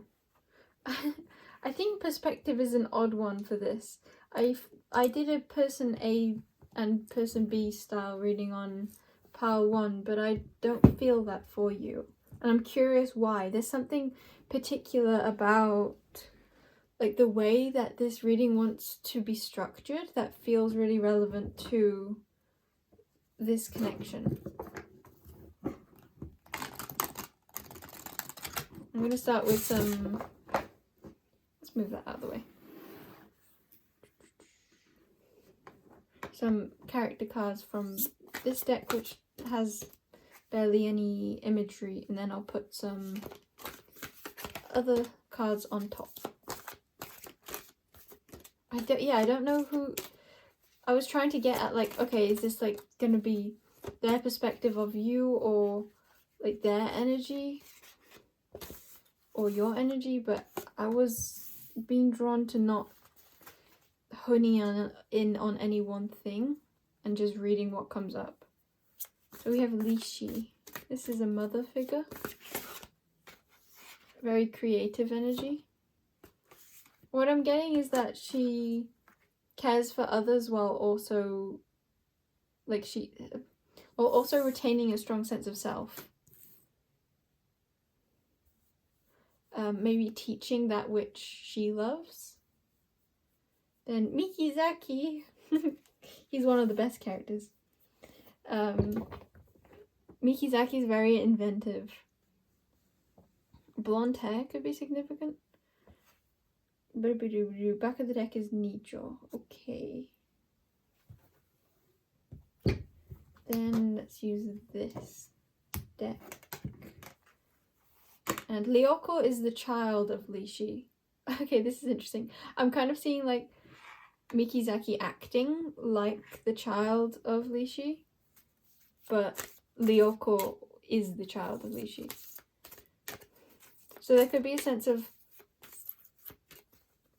No, I don't even feel called to interpreting that. Okay.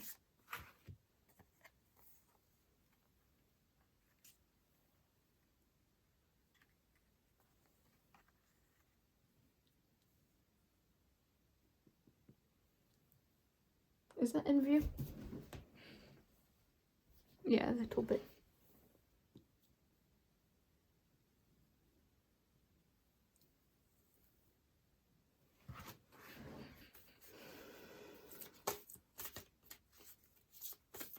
I feel like there could be something about like twisted emotions here. I do feel like this is one that I'm gonna take a while to get into. There's like pain points surrounding like a cross between the head and what has been said, I think. There could be a lot of conflict here. Even though I thought there was going to be a lot of lightheartedness to this. So that could be what you've experienced. There could have been like... Ooh. I was going to say sudden changes or sudden, like, shocking news. There's a lot of pain, and I feel like it's quite... I don't know how to explain this. It's twisted. Twisted. Okay, I'm going to put this deck back and we'll get some character cards.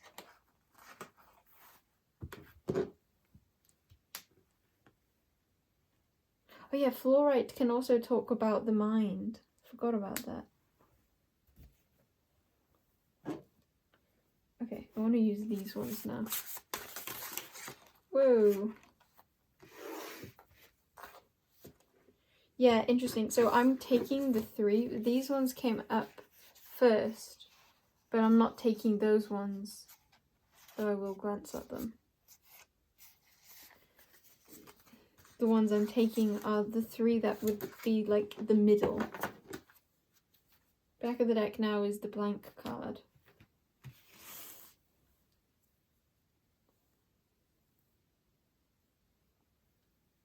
But it's possible there's 3 involved in this. We have Tanaka, Hakase. There's so much like mental energy here because Mikizaki is like very, he's like an inventor, and then Hakase is an inventor. Oh, Mikizaki's like a mechanic, but he's very inventive. And then this main card for that is like a projection screen.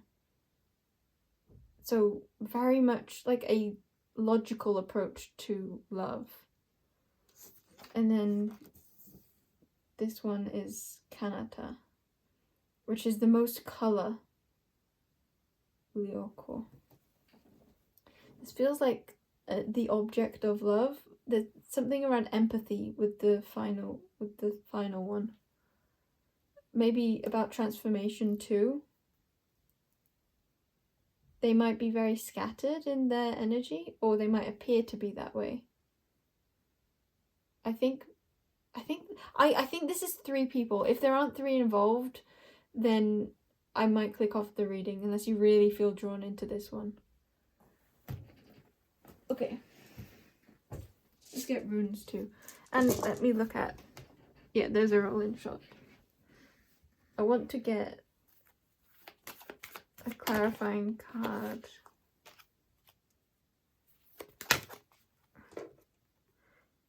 This is the energy. It's like everything jumping out at once. Maybe you weren't aware of what was going on and now you're realizing. Like maybe some of you didn't realize there were 3 involved.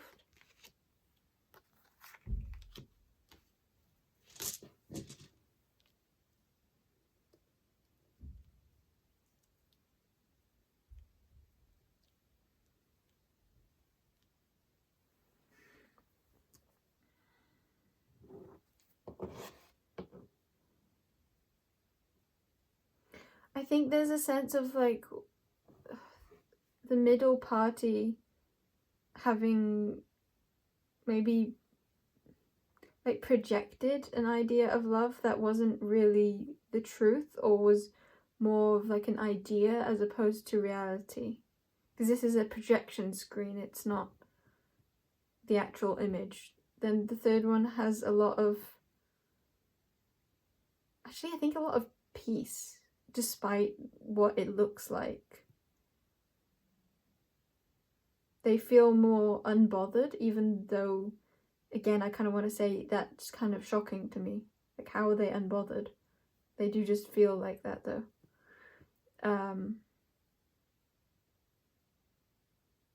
The first one, Lishi, the very feminine one, or most perhaps giving. I don't want to say most giving. I think I will. But apply that as it resonates. Lishi, this character feels like I think they're the ones that didn't know what was going on the most.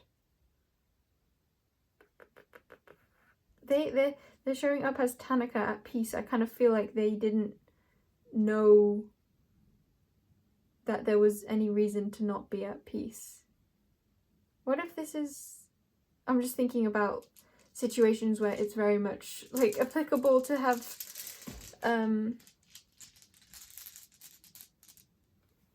three involved, like a friendship between 3. Because my first initial thought was like third party of a partnership where it was not intended to be 3 involved.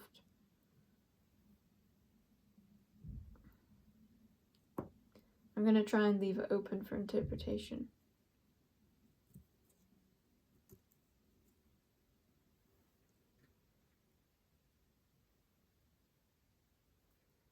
Okay, my heart goes out for this situation.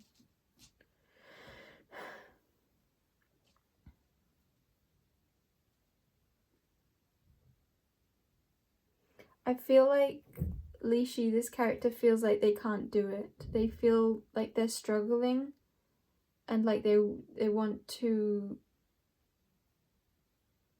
not look at this situation. I almost feel like the peace pose that Tanaka is in is wanting to surrender, not out of really wanting to surrender, but feeling like that's the only thing they can do. Because suddenly when I was like staring at them, I felt like I don't think I can do this reading. I felt suddenly like it was too hard and that I didn't know what to say. I think that's their energy.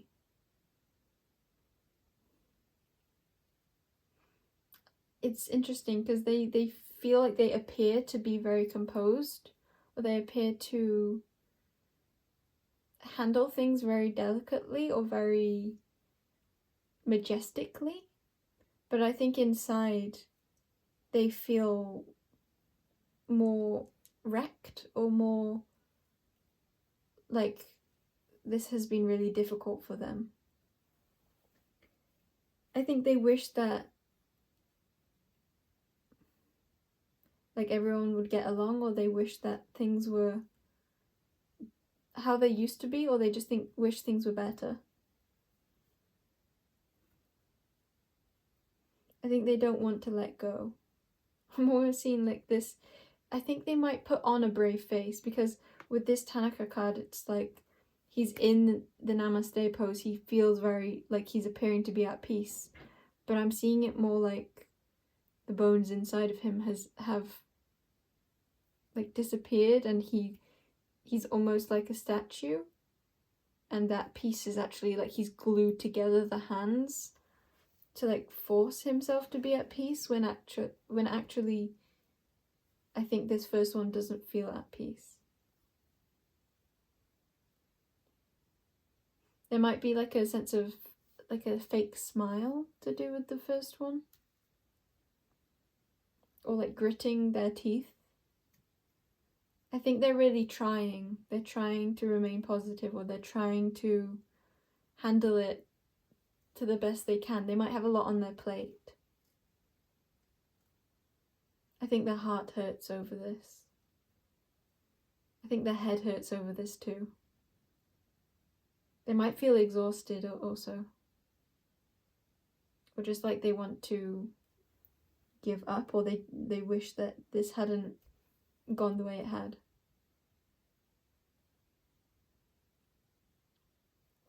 Okay, for person 2, Mikizaki,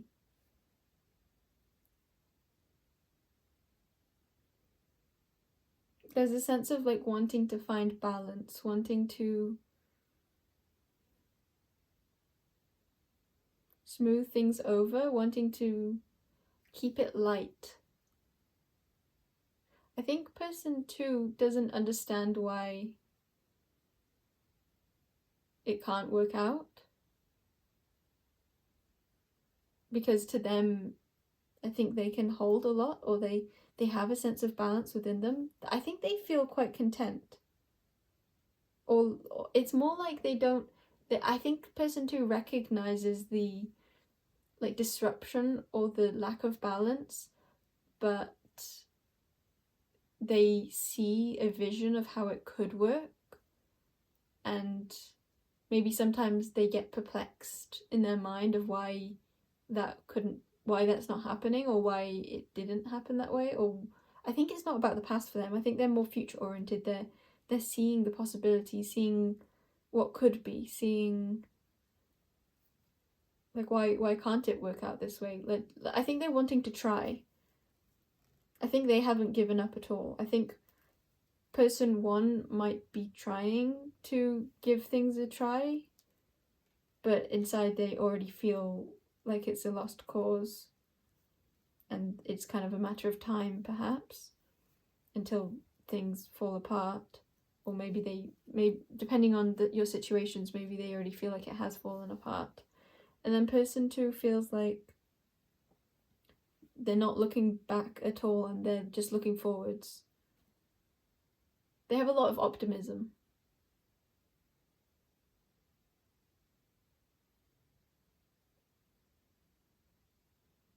There's a lot of emotion for them too, but it's very different.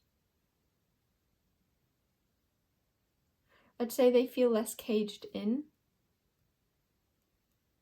They might have previously felt more caged in, but they found a way to ease that, or they found a new perspective which has brought more lightness and clarity to them personally. That might have been what caused some of the disruption, caused some of the lack of contact or low contact. It feels like the second person is looking at what could be, moving on. But it feels like they're wanting to move on with those in the situation. There's a sense of like wanting it all. Like they don't want to compromise. They want everyone involved, or they want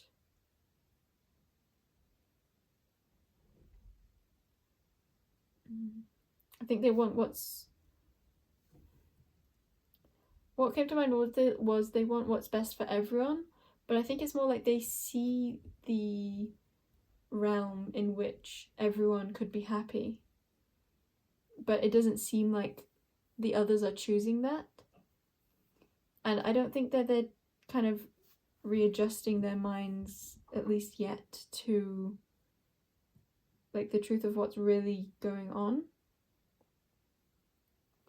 They might be more in a stage of planning or just pondering what could be, wondering how to go about creating the changes and movements forwards, how to get everyone on the same page, perhaps. Okay, then person 3, Lyoko. Let's tap into that one.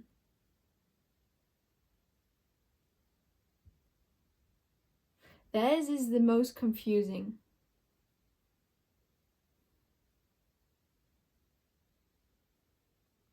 It's interesting. I think they're very aware, but also very detached. They might have a sense of numbness to them, or they just don't feel a lot. They might be what caused the most disruption, but they don't feel like they would be taking accountability for that. Or if it is accountability, it's not from an emotional space, it's more like logical, like, yes, this is what happened and this is what happened. There's no sense of like remorse, which I think depending on all of your situations would say something different for all of you here, or for about them, about like the place they're coming from within.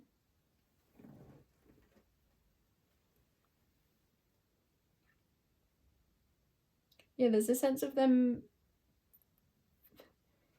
I think they feel a bit out in the cold, and I don't know that they're really feeling that though. I think they can just see it.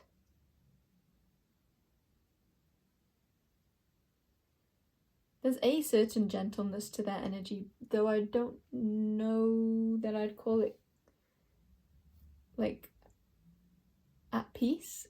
I think they might think they're at peace. It's quite a confusing one.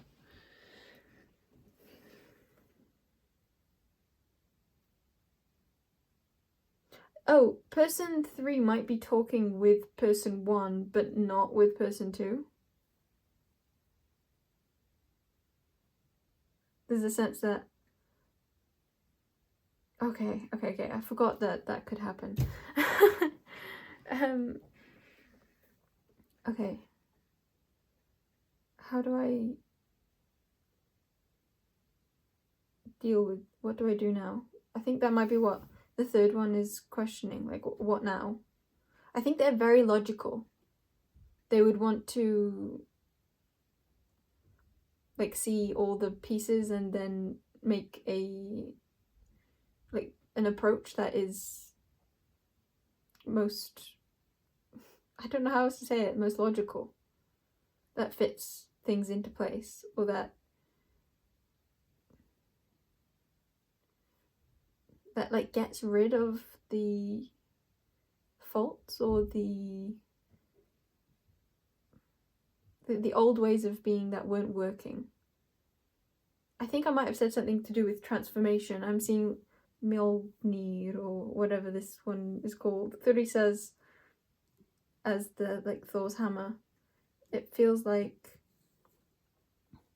there's a sense of using the difficulties to its advantage, or like as ways to transform that which isn't working to create that which is. Like, what can we do about this? Yeah, I'm wanting to say for a lot of you, I think that person 3 is on good terms or better terms with person 1. Or maybe there was never a connection, so there's like peace there anyway. I think the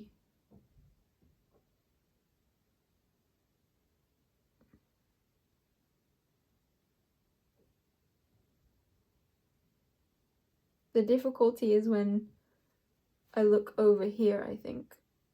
That I feel like they might almost not be in the picture, and yet they're very much a part of it. I think they're outside of the picture somehow. I'm gonna get some more cards.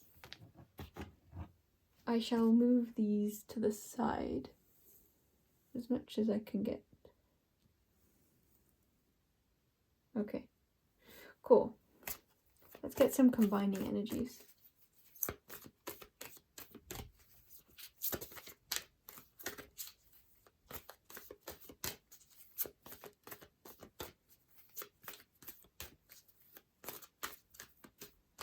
Yeah, I'm kind of reading these on the left now, like the integration and divine feminine is Lishi, the person A. Coherence and emergence is person B, and consciousness and discernment is person C. That really fits, I think. Yeah, person A is feeling like kind of things have happened out of their control that they're processing. Person B is trying to remain balanced, trying to remain connected to what feels best, what can ultimately be the lightest path. And person C doesn't really feel like they're taking too much of a hit. It feels like they're very aware of what's going on. With consciousness, especially discernment, they're seeing what's going on, but they're not really a part of it. They just are kind of looking.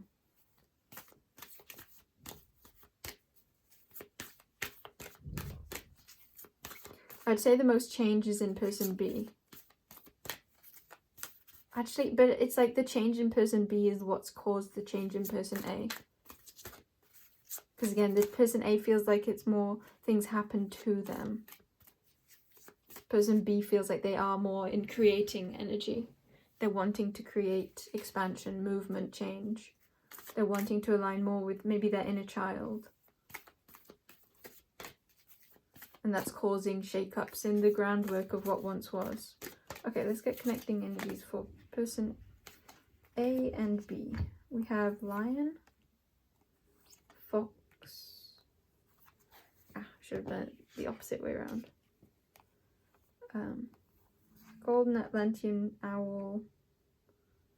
Let's put him at the top, that's easier. And grasshopper.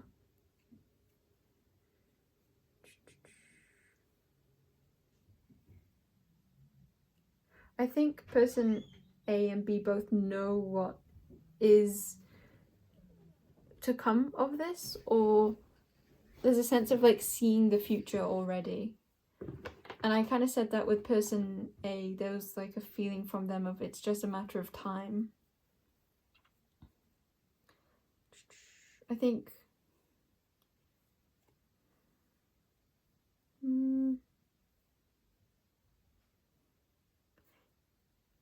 there's like a reluctant willingness to change, I think, from person A, or a reluctance to the change that is happening for person A, and there's an invitation of that change from person B. Even if they're not fully at peace, they're wanting, and it feels like expressing, question mark, the desire for change.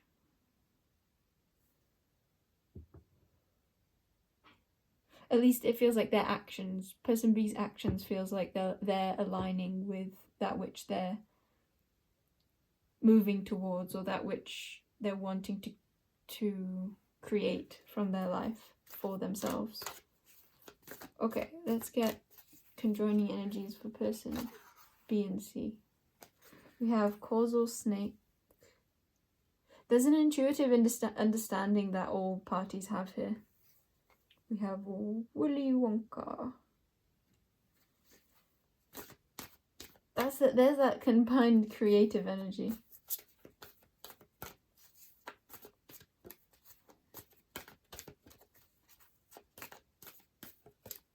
Okay, just those two. I guess we can move that down then. No, I don't want to move it down because it feels like perhaps there's something that's less grounded here.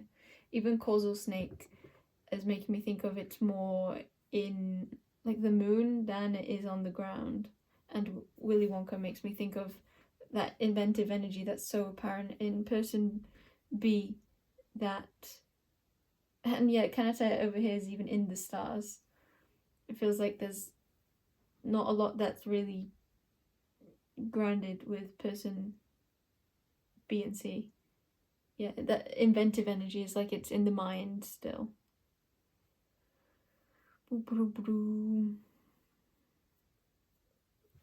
Okay.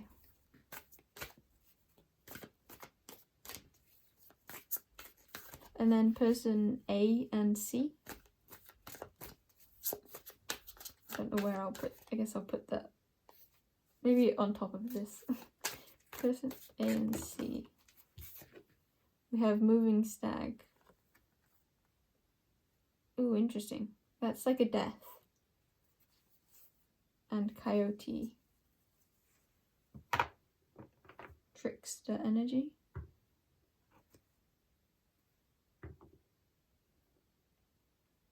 Confusion.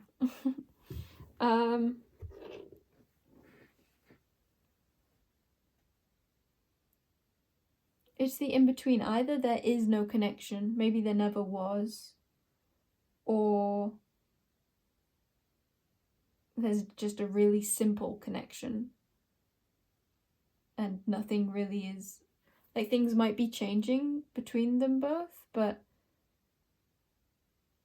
it's quite simple. Like, there's just one card between those two.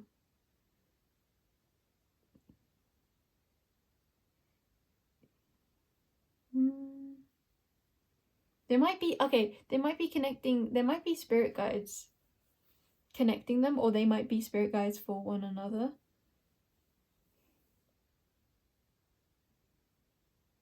I think there's like a shared...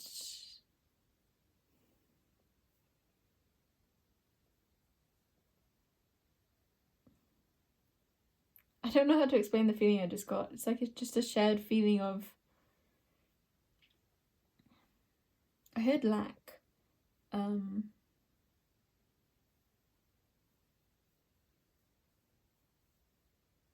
don't think I have more to say on that. I think it's just simple.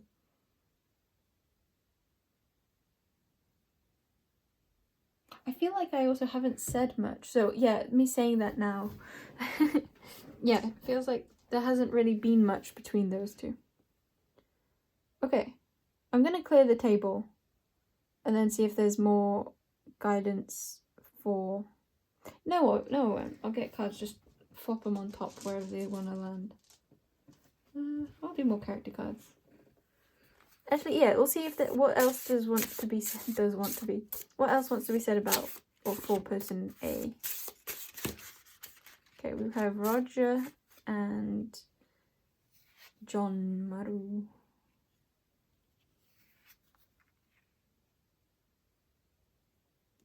I feel like I didn't really read the animals between these two.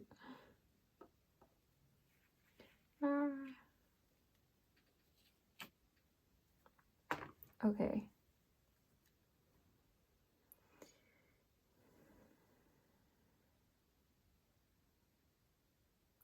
I think person A is dealing with the repercussions of the lack of contact. Like, I'm seeing this as like a wave goodbye to someone that they cared for. And there's a certain like darkness that comes with that. I think they might have, I was going to say they might have felt the strongest here, but I don't want to compare like that.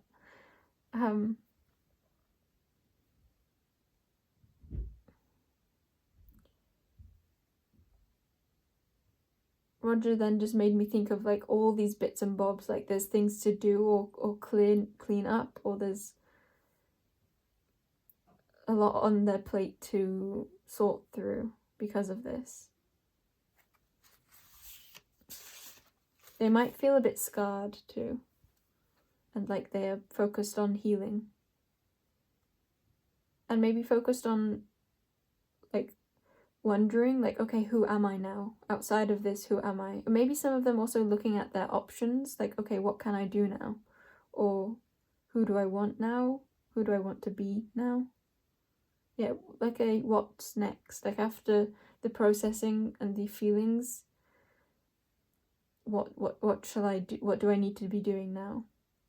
Or what do I want to be doing now?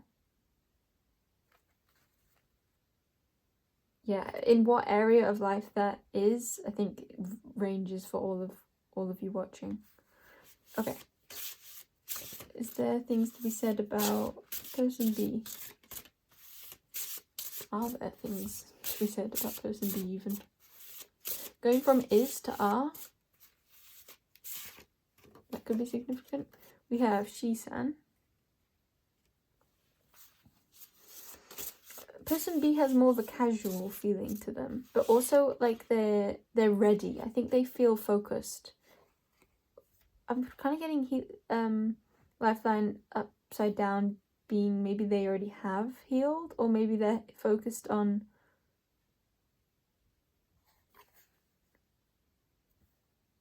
healing others, because I don't know why I want to say that upright. I would have read that like they themselves are healing themselves, but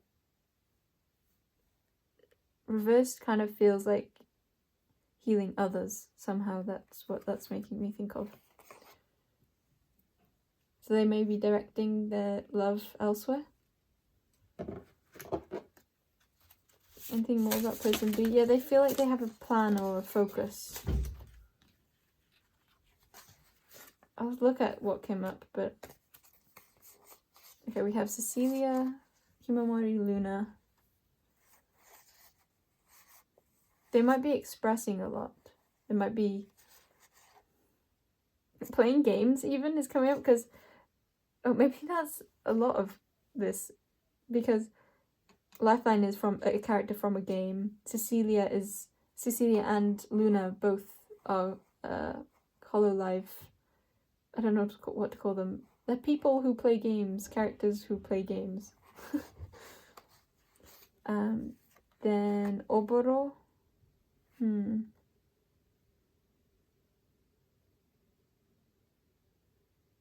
There's a strong sense of purpose that floods with person B. Direction. Then Yotsuba. There could be a lot about communication, because Yotsuba, this is a sticker that is on phones or on communication sites. And then Yui. I wanted to call her Yui Sensei then. Yui.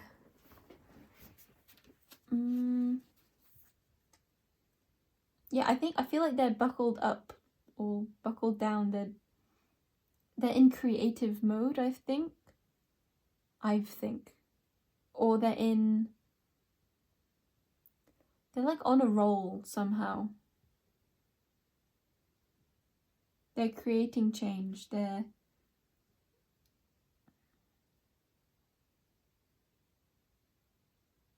feel like they're wanting to get a move on.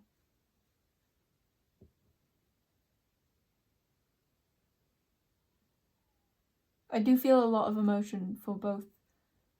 Or emotion is coming up for person A and B. Okay, person C. Woo! That like floated out. Cloud. We have Renge. Playing... I heard playing a philosophical... and I didn't hear the rest. What's that called? Not a keyboard, a... recorder, that's what it is. Recording could be significant. Okay, we have then also Yotsuba and Oboro. See, I kind of feel like they might be processing things, but not to do with this situation.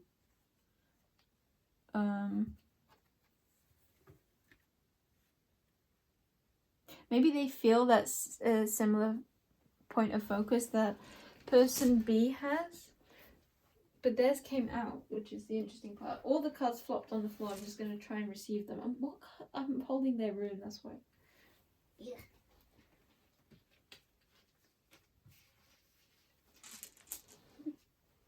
I feel like both person B and C have a lot to express because there's so much that like flopped out everywhere with them. And they had... I think the reason I couldn't get out person B's cards is because person C wanted to have them. That could be significant for the situation too.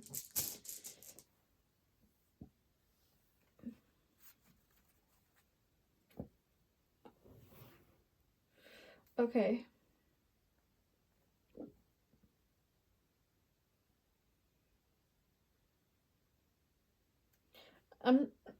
Hiccup. I'm really hiccuping in person C. I'm hearing that like hiccups, like that's where there's like that confusion, I think. I don't feel like person C is confused though. That's the energy I get from them. It's kind of just in their own lane, doing their own thing.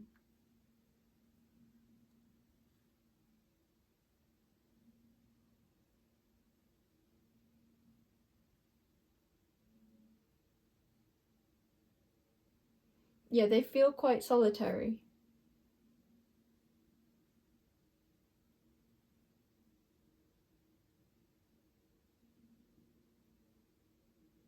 Yeah, I'm not actually getting to say more on them.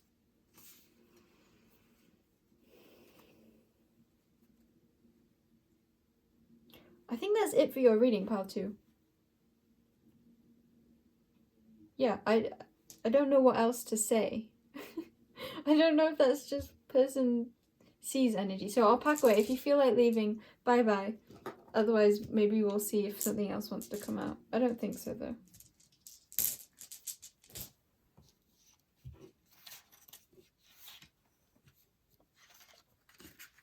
It could be a sense of like feeling like a lack of justice throughout this.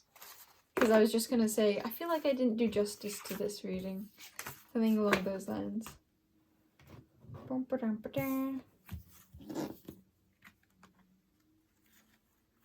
Yeah, because I feel like I was seeing the cards come out but wasn't really reading them.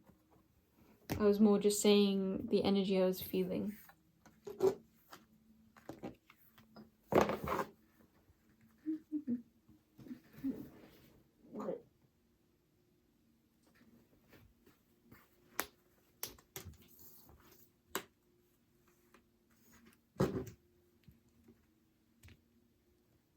Yeah, I almost feel like I didn't get the main point of this. Like, I found the groundwork and didn't actually say the important parts.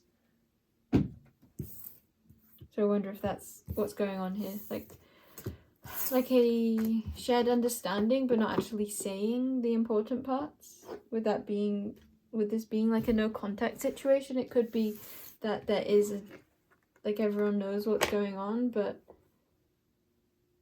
it's not being expressed, or wasn't fully expressed, depending on the situation.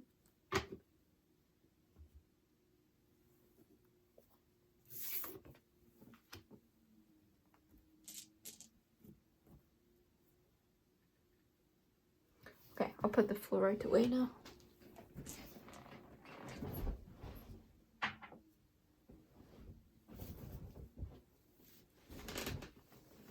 And drink water.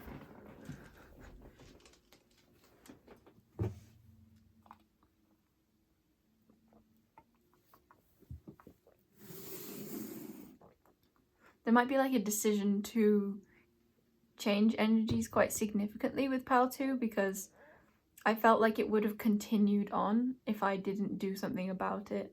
So maybe expressing is particularly important. Actually, I'm going to get a sacred geometry card of just advice for those of you here. Okay. We have Tantric Journey and Crown Chakra. The frequency of Tantric Journey helps us to unlock the hidden knowledge and wisdom that we intrinsically hold about how to reach a state of wholeness and completion through our sensual experiences with ourselves and with another. The frequency of the Crown Chakra, the violet flower of life, supports. Is the violet flower of life significant? Violet flower of life? Supports our spiritual connection to the universe and our ability to transmute negative energy into light. Yeah, I just think that there's a lot going unsaid. There's a lot going unsaid because everything is already said in the spirit realm. It feels like there's a call to connecting with that which you have already like decided upon, or that which you are very clear about. Interesting I'm phrasing it this way, because I think that maybe if you were to express this, you might not feel so sure about it, but I think you are.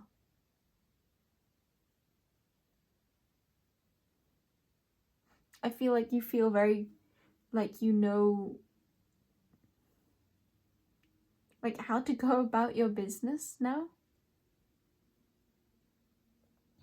Yeah, I think I'll leave you to interpret those two.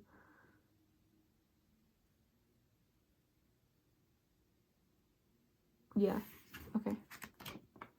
There's just something of like you're wavering, and I feel like it will keep wavering until you decide something. I think that awareness will just be helpful to have. And really trusting what you know you've experienced spiritually, I feel like spirit guides could be particularly important for you. Okay, now I move to pile 3.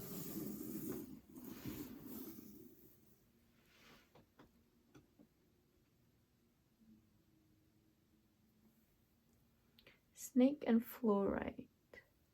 Welcome in, pile 3. I'm wanting to hold your fluorite. So there could be energies very prevalent in your reading of wanting to be close, wanting to hold. Snake transforming. I think the energy is not settled, so you'll see more as time goes on. But let's see what's going on right now.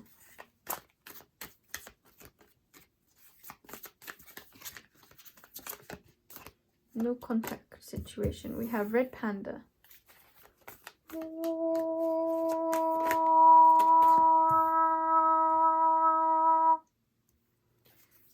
And then we have pig. I heard deciding who we are. Perhaps some of you are in a low contact situation where you're like apart so that you can gather your thoughts. There feels like a sense of this isn't the end. Transition. Yeah, things are changing, but it's not feeling like it's settled as it is. Like if you're in a no contact situation now, it won't stay that way, it feels.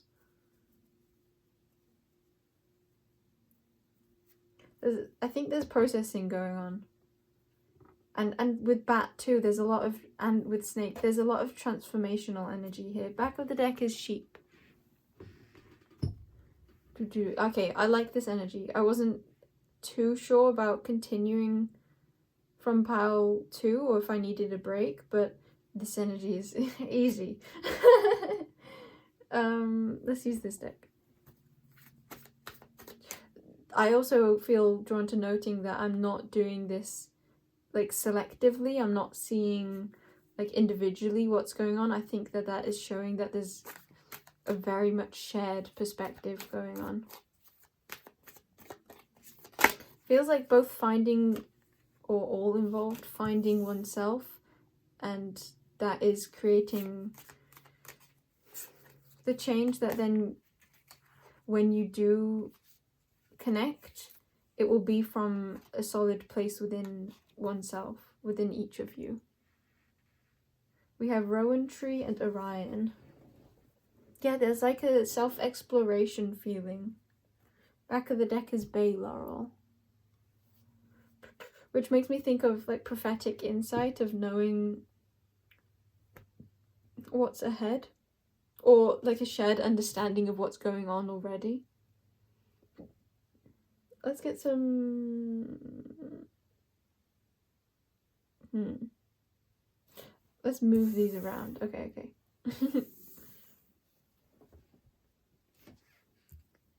I think there's a lot of peace here. And let's put these here, shall we? Why not? Why ever not? Maybe there's that energy too, like why not?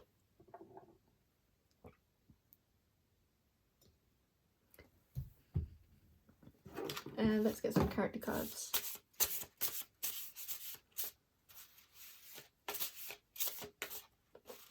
There might be a readjusting to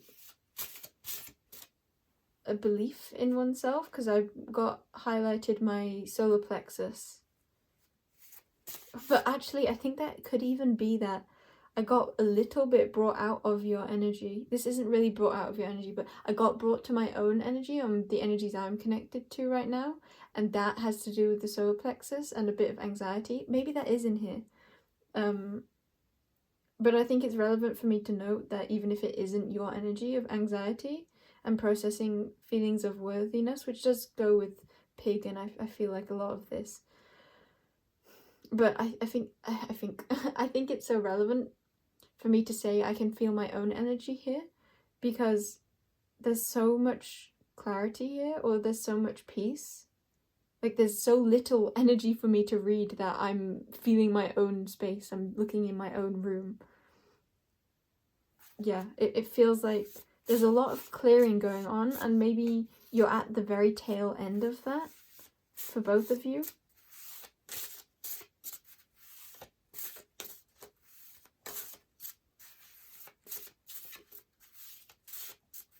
Ooh, this card is backwards. Yeah, it feels like that. It feels like the whole deck is here, but one card was just flipped the wrong way around. It's like not even that you don't have all the pieces, it's just there was one more configuration needed. Some of you might even be like waiting on an answer. Maybe you've messaged them and you're just waiting for them to pick up or to reply. And there's a sense that what do I say there? There's just peace here. Okay. Is that card that was flipped the wrong way? I think her name is Selkie. I'm gonna look it up now, actually. Feel free to skip ahead. I'm going to go on my laptop because I want to know the answer. Back of the deck is Rapunzel. Jumped off my chair onto the floor, onto my anime list. Wrong thing.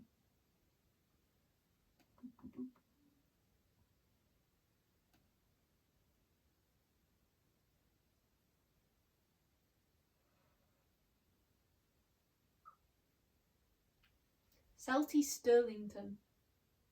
Oh wait, no, Stirlison.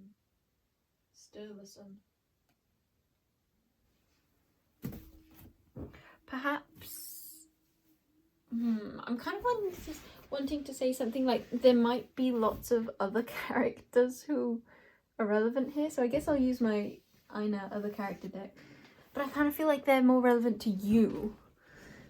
Maybe there are shared characters between you and them that are being brought to your awareness here. Like they are significant.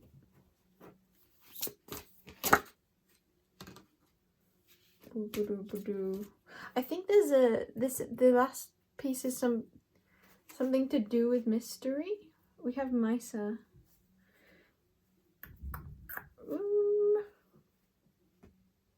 I don't get it yet.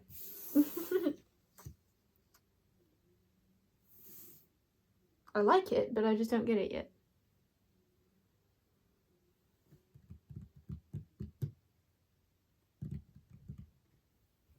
Let's use Sacred Geometry.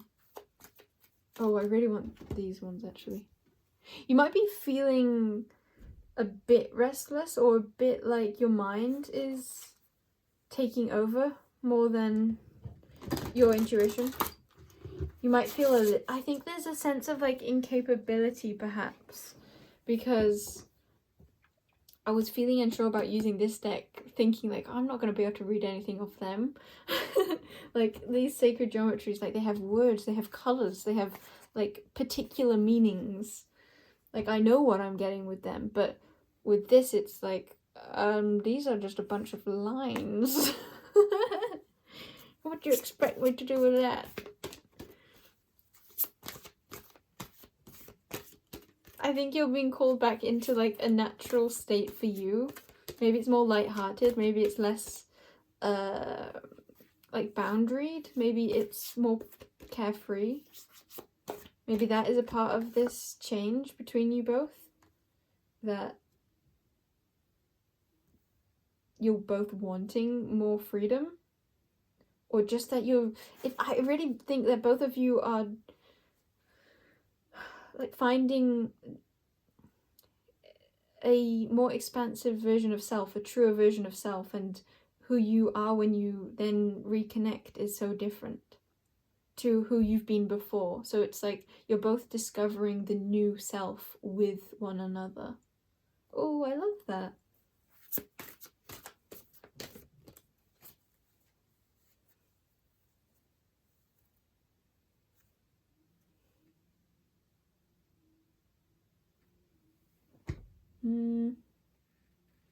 There's a sense of feeling connected. Maybe not fully intentionally, but maybe also intentionally. I think it's like the focus is trying to be on the self. I think you both naturally know how you go together, or there's not so much of a worry of like, how will we fit together? I think there's more of a focus on like, okay, but like, let me get my own stuff together. Yeah, it doesn't feel like there's, I know I'm saying the same thing again, but it doesn't feel like the like, if there's that anxiousness, that self-worth feeling, it feels like it's not so much to do with the other, or at least even if it is to do with the other, there's an awareness of like, okay, but let's draw it back to me feeling from you both. You might also, this is a cool feeling, you might also both be like dealing with things on the side that are your own individual things, and it's like there's just no time, or it's just not appropriate, or there's just like an understanding between you both that you both have your own things to sort through, and then there can be a connection. So I just get a lot of peace between the two of you, or the how many of you are involved. There's a lot of peace there, and there's just a focus on you're both dealing with your own internal things. And I think there's a shared knowing that you'll reconnect whenever that might be for you. It felt soon because of that, like there's one vast thing to turn over. But I think that you'll all have a sense for when. Or if you don't, there's a feeling of time not really being the focus and just the focus being on your own stuff, your own journeys.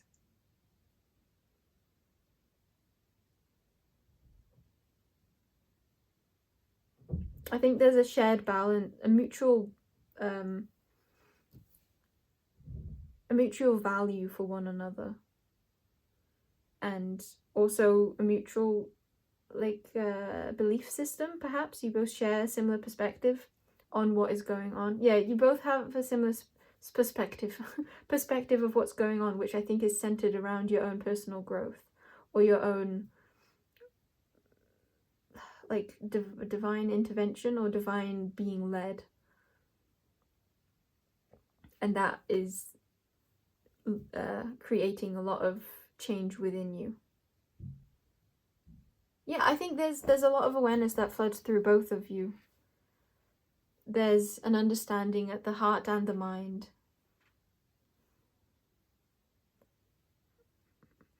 It feels like this is a connection that I'm wanting to say something along the lines of has a lot of spiritual support. Or with Rowan Tree, it's a feeling of things can't influence this, or this is very a thing, and a thing itself, it doesn't feel very mutable. While there's a lot of mutability energy of that of transition, I wouldn't actually call it mutable, even though it's changing. I think the core of this connection isn't very changing. It feels very planned. Yeah, it feels very planned. Whether that be spiritually or you literally know we're gonna meet up at this point and we both know this kind of thing. And maybe it's both.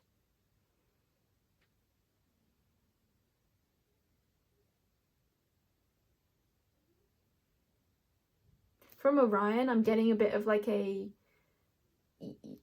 easy does it movement forwards that is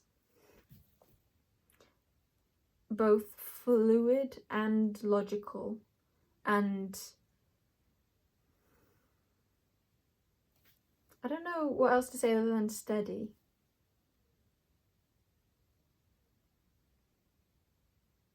Yeah, I basically feel like that's your reading. There's a bit of a thumbs up. Well, let's get some. Maybe. Let's do these character cards. I know that I actually forgot that I had already used these. I was like, what? I haven't used them? I know I picked them up. I didn't really say anything about Selkie though. I didn't really get it. Or Misa. I didn't get that either. I wonder if you're both ignoring a part of this that you don't get.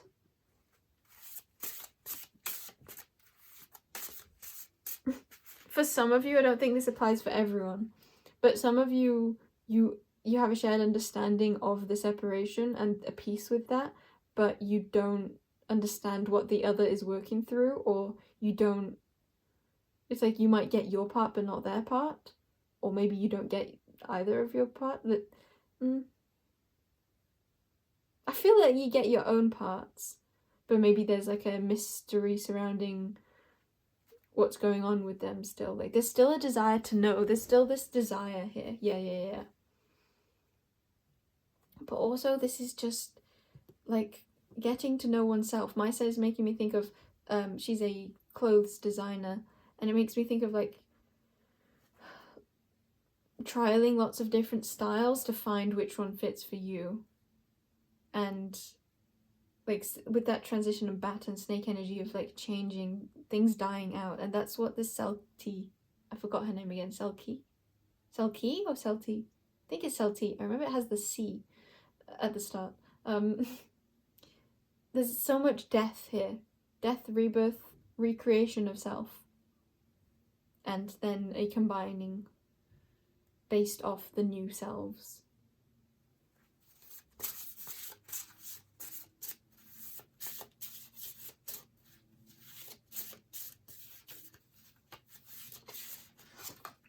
I keep wanting to do like / doing like a head nod, like yeah, yes, yes, yes, on the same page.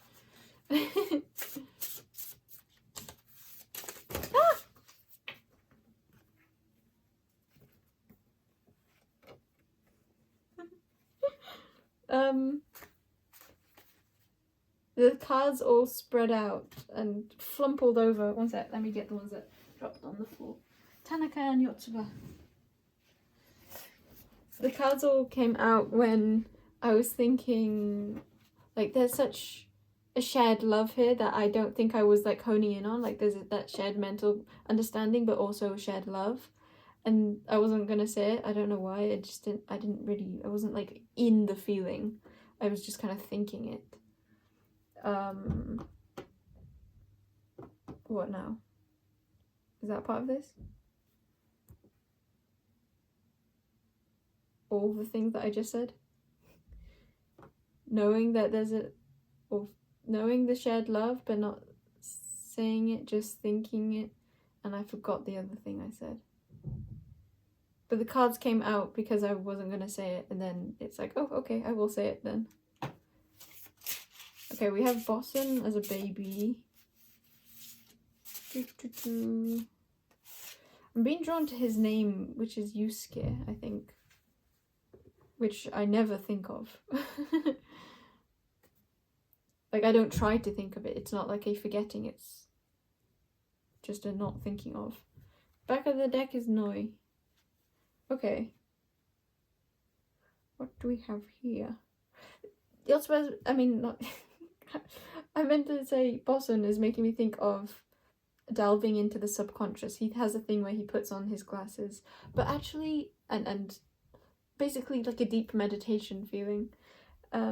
This could have to do with astral projection. Maybe you've both visited each other in like spirit or in your dreams.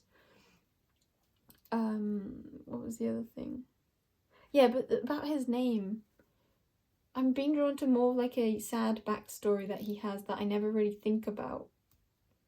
Or it's like more, I'm being drawn to more of like his human self, as opposed to like more of a scruffy, crazy kid, or who he is at... Okay, yeah. As opposed to who he is at school, I'm being drawn to who he is at home. Okay, I think that could be what this curiosity is about. Yeah, Yotsuba also I'm thinking of like it all takes place like at her house.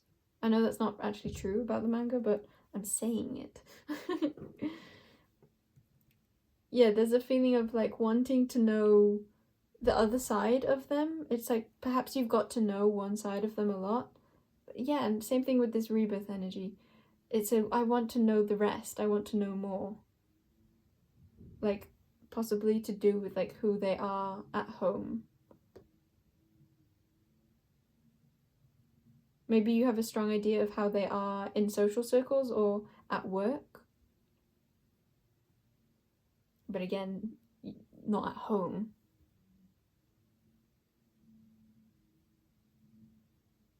Or maybe with those closest to them. Or maybe you're wanting to know more of... I'm getting like their true self.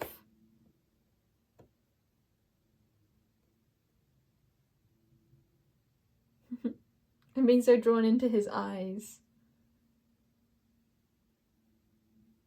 Yeah, there's a feeling of like having one thing. This could also be like a... I don't... Okay, I'll say it. This could also be like a... You've established a friendship and you're wanting more of a like romantic connection.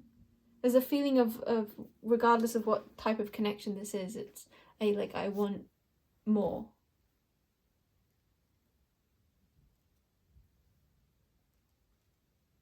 Or simply an understanding of like I want to know the truth of our connection. I want to unveil how we naturally flow together after this change that we're both going through.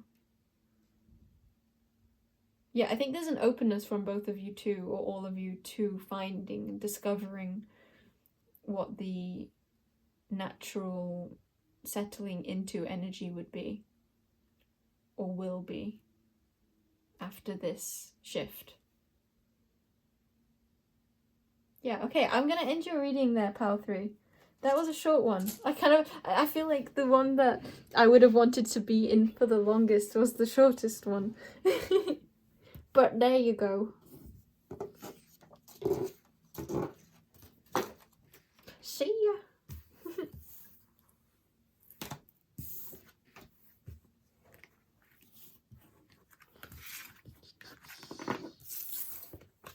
Even that, it feels like there's somewhat of like an extra focus on like the divinity of this and feeling led, feeling like things are all working out in perfect timing, because I could choose to keep going, but I'm not, because it feels so much more like my personal desire is to hand my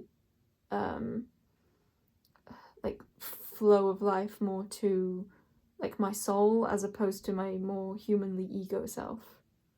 So it feels like there's also a combined trust in the universe or whatever you feel is more of like a I guess higher or I just thought of like more dependable self. Okay, that's what I'm going with. I love you, pile number 3. See you in another if I do, or see you in the universe if not. Hey, you know what I'm realizing more now? I have kind of created an outro for myself. It changes, but it's always centering around the same thing. How do I feel about that? Kind of like it, kind of don't. Bit of both. Maybe that's relevant for you, pal 3s left 3.5s. Kind of like it, kind of don't. Bit of both. Drink. Cheers.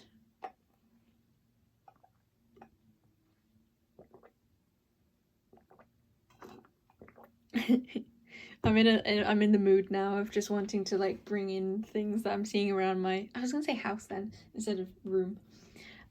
From around my helm. Could a helm be significant here? I'm liking this energy. I'm standing up, and I want to say something like I'm jotting down. Maybe there's some jotting down going on. Okay, but what I was actually gonna say was I feel like bringing in items from around the place, like my avocado tree. I wouldn't really call it a tree yet, but you know what? I actually would. Wait, did I put these in the wrong? No, I didn't. Cool. Maybe thinking that you thought that something was out of place, that it actually is in place. Maybe also dragging something on or not moving onto pile 4. Maybe race cars. Oh, I'm thinking of, what are they called? My brother would know. It's it's a car tracks, like not latest skates. Mini cars that go really fast around a track. Like not train tracks, but like there's one that goes in a spiral in a loop. It's like electric. Oh yeah. There's like on buttons. There's on buttons. Wah! And the cars would always go too fast and like speed off and jump off the tracks. Scary. Yeah, I don't remember. Oh no, I've run out of water. In my soul. My soul is waterless. Okay, pile 4 could be interesting. I was gonna say it could be light too. I don't know if I'm ready to do it if it's not light. I need to stay in more lightness for a bit more. Pile beginners took it out of me a bit. Took what out of me? That's the real question though. And you know what isn't the real question? What the unreal took out of me was, I don't remember what I said. But I wanted to flip one of the words, but not the rest of the words. And you know what that means? It means right now I'm looking at the sky and there's a mountain in front of the sky. But what if the sky is actually just behind the mountain and that's different than the other thing I said? trees are really cool. There's so many trees in front of me.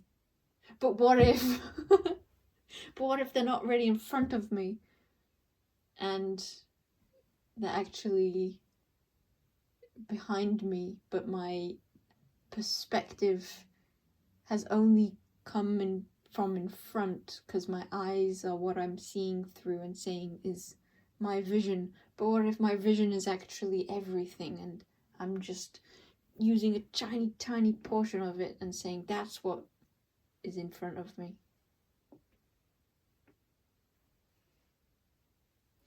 Okay, I think I'll do part 4 now.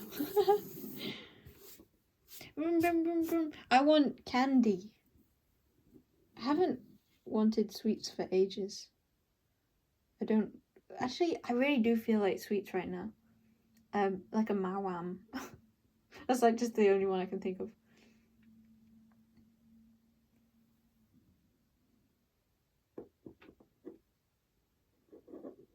Oh, I just got a taste of like a banana sweets. I feel like when I was eating sweets, I didn't like banana sweets. But I feel like if I started eating sweets now, I'd love banana sweets.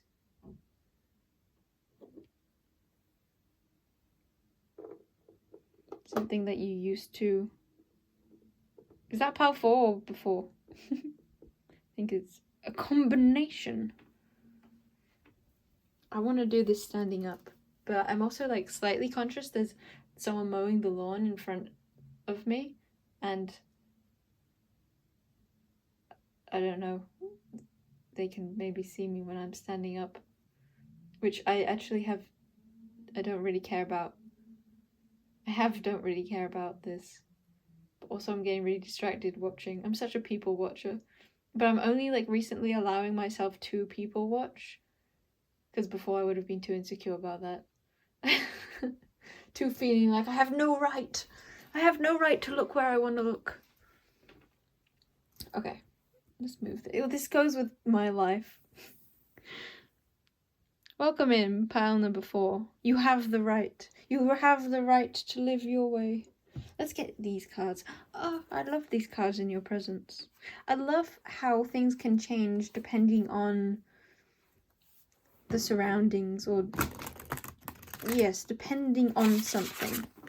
I'm feeling like there's something about this connection that has you feel like you know who you are more, and that you love who that is that you're finding. I feel like this connection, depending on if it's... Okay, let me readjust that. I think this connection has really allowed you to love parts of yourself that you didn't before realize were that special.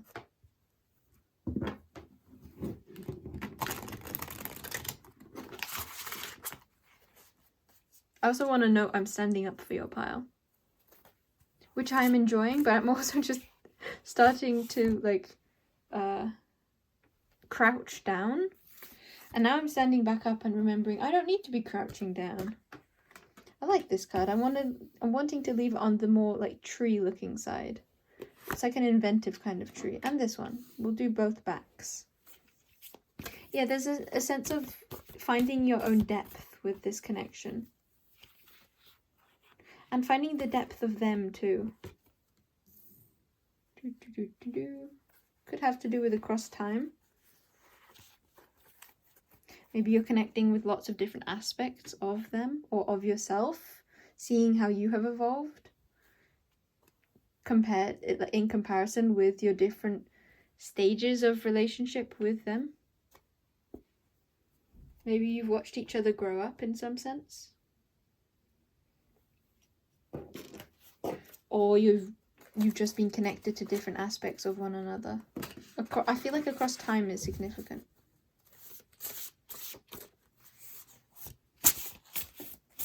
There's a feeling of being able to do it your way and like expansive energy. I feel like it's so significant how I'm standing up for your reading, and I think I'll actually do that the entire reading. I think maybe I've only done that once, or maybe never. Maybe I've only started it upright and then sat down. Because it felt too hard before, and right now it feels like, oh yeah, I can. There's a feeling of empowerment throughout this for you. Oh yeah, I can have this, or oh yeah, I can have not this, depending on your situation. Koro Sensei. So we have Tsuki, Koro Sensei, blank card. I think I want one more character card. Ooh, it fell on the floor. Actually, it fell on my laptop. And Salty. I can't believe I forgot so suddenly. Could that be a part of this? Forgetting very suddenly? Or, yeah. I'm kind of wanting to say that once more. Yeah. Repetition could be a part of this. It feels like that sense of time. You're not just connected to yourself based off how you've known one version of them. You're connected to so many different versions of you, or so much, like so expansive of you, based off all the different versions of them. Maybe some of you are looking into the future and seeing who they are, or into the past and seeing who they were, and finding so much love. I think it's reflected back to yourself. It's like you feel maybe the love that they have for you, or you just feel a sense of your own remembrance because of them. I want to say through them. I see this going two ways. Some of you, this is someone that you are no longer in contact with, that you're very happy to no longer be in contact with. And I don't think this reading is really gonna have their energy in it. I think it's more reflecting to you how much you have found yourself through the disconnection to that energy. And others of you, it's that you're connected to them. They're them for you. I think words could be a bit difficult in this reading. But others of you, you're connected to them, and their love for you, or your love for them, really inspires an awakening of sorts of your own love of self. Okay. What other cards do I use? I'll use these. Yeah, there's a feeling like I can stand up now. It doesn't have to be so hard. I think you found a lot of peace. I want to say it's so much love, though. Maybe you're inclined to view this more as like a sense of peace within yourself, or a sense of direction, or courage, or collaboration. I even heard. I think it's empowerment, a powerful feeling. But I think I want to bring the perspective of so much love. So Blue Avian and Flower Realm. Ah, I love them. Really? Yes, really. Back of the deck is Rowan Tree. And then I split to Horse Chestnut. I think, what do I want to say about that? It's that empowerment feeling. Of a feeling of like really being able to, I need to sneeze. Whoa, I haven't sneezed for so long. That was really satisfying. Is that part of this? That has to be. I haven't sneezed for so long. And it was so satisfying. I feel like you feel like yourself in a way that you haven't for so long. There's a feeling of like wish fulfillment, whether that was a wish that you had wished for, or a wish that you didn't even know you had. You feel yourself through this situation of low contact.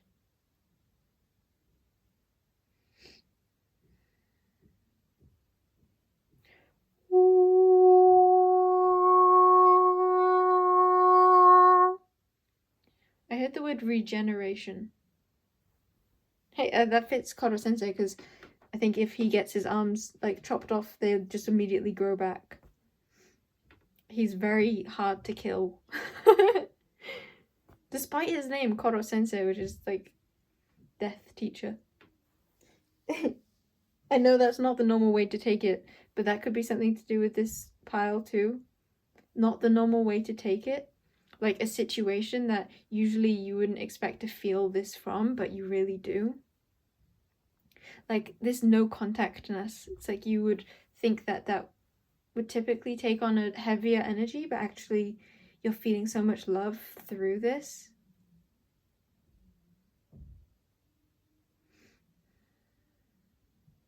Yeah, there's such a strong sense of empowerment. And I think it's empowerment in such like a deep part of yourself. A very soulful, connected energy. But it doesn't feel like it's just purely internal. It feels like it's being expressed too, or it has its ripple effect outwards. Maybe you feel far more energized through this.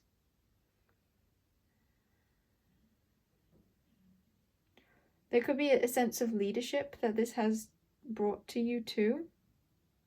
Or it's interesting. It's like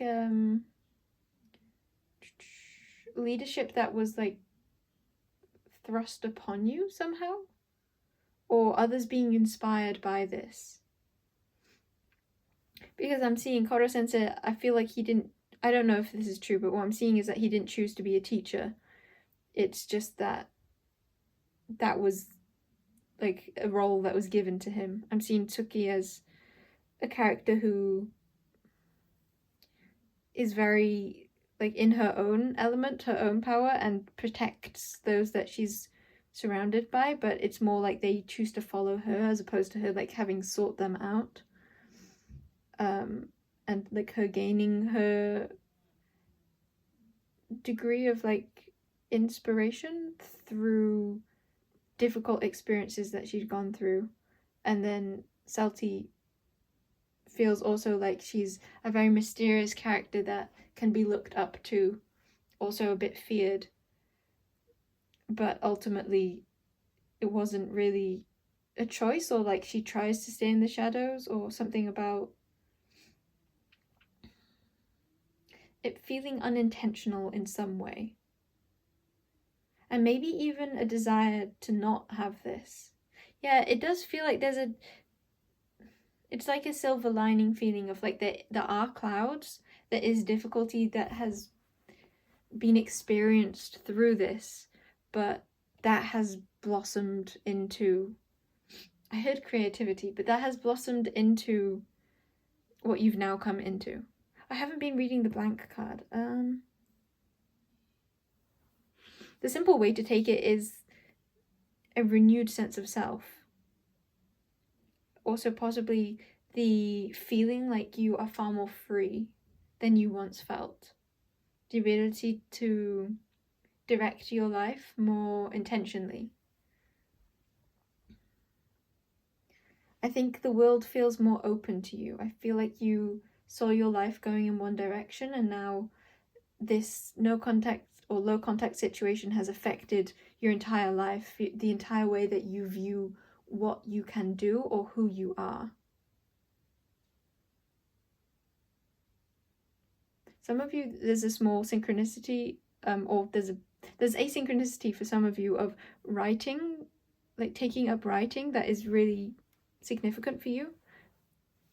Maybe you wouldn't have done that if it weren't for this situation, or this situation inspires a lot of creative energy in you. Persephone could be a specific deity that you feel connected to during this time. Maybe you want to look up your Persephone in asteroids. I keep pushing asteroids, I feel like. I love asteroids. Oh, okay. There's something about that, how when me and my brother were in communication, oh, this even fits the no contact or low contact. I wasn't intending that. When me and my brother were talking, we would do astrology a lot together. and he was more, he was better than me, basically. Define better, but I couldn't wrap my head around things because of the headspace I was in while in that connection. I needed to take more time for myself, basically. And because I wasn't doing that, I basically didn't handle being in connection with him very well. And so I basically couldn't think at all. So I couldn't wrap my head around, and I didn't have the inspiration to get into astrology, really. Not more than I already was familiar with. And then once I was more in my own element and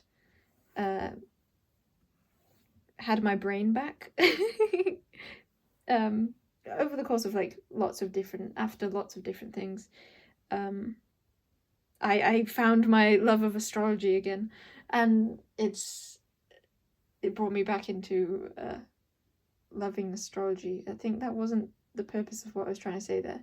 Basically, that feels like that same reiteration of a lack of connection creating such a rebirth of inspiration and life and love, not just for yourself, but for that which you're also connected to. Perhaps some of you also have found a lot of like love for that which you had once seen as darker, or like perhaps difficult situations from the past, perhaps this person in particular, or people in particular, you had a lot to process surrounding, and maybe you've come into a lot of peace surrounding them, a lot of love surrounding them. It's interesting, I'm saying this like it's new, but I feel like that's exactly what I was saying from the start, which feels the same thing. It's like something that once was that you're now having a new perspective on. There's a return to lightness, but it's not without its depth.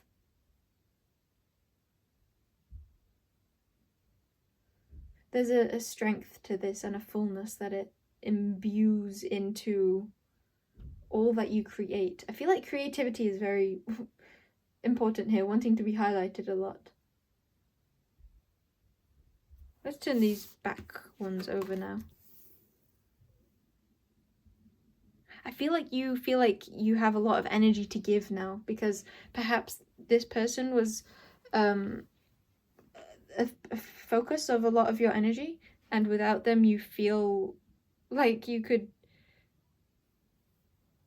give so much, or you just have a lot more energy to give, or space, or time, however you want to define your own self and the exchange of that with other energies. Yeah, I feel like there's a readiness you have. Perhaps for a while you felt like more of that internal focus, perhaps more focus on creations or projects or something that feels more solitary. And when I've flipped these two cards onto the front, it feels more like a grounding of that, or a reconnection, or less inside and more outside. Perhaps you feel more... Oh, let's get a character card for that. More trusting. Maybe for a while you kept more of a closed heart for like healing, and maybe now you're opening again. I think you've come to a lot of clarity. Yeah, healing.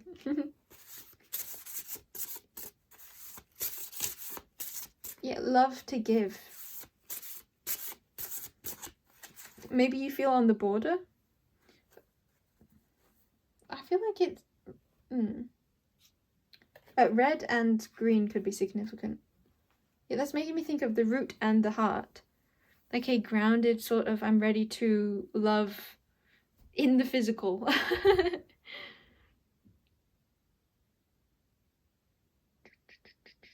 Yeah, grounding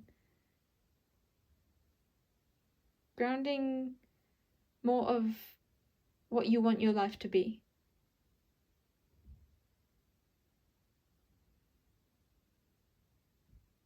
Yeah, I love this energy. It's a feeling of like a heart that has been through a lot but now doesn't really feel jarred, or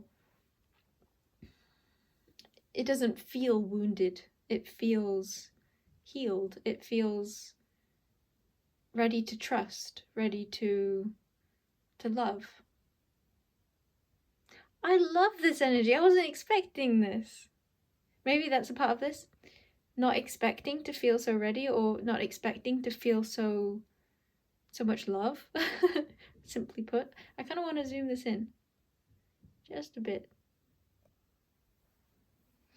And I just got a low power mode turned off sign on my phone, which is just that feeling of like, yes, you've charged now. You're recharged. You're no longer needing that phone charger in yourself to heal. There's a sense of having come to peace, having come to gentleness with yourself. There's like a lack of turbulence here, but it's like I can feel how that was nearby. I guess for some of you that could be others that you're connected to are in that turbulent energy, but you yourself are in a gentle energy.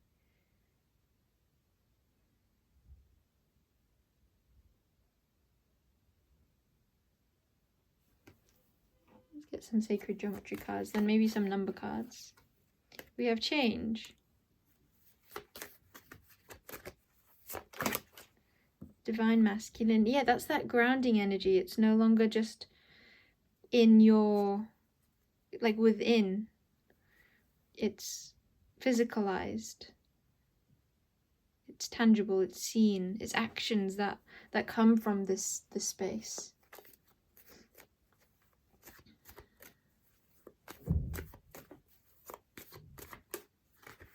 And heart chakra.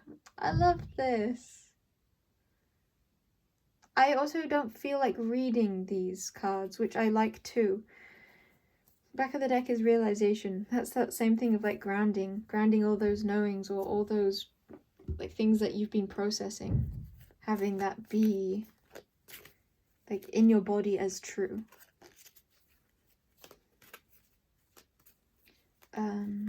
Yeah, the feeling of like not needing to read them. Things feel in their place, they feel full, and they feel uncomplicated. I think the word ready fits a lot, but I almost don't want to use it because I don't want it to be too like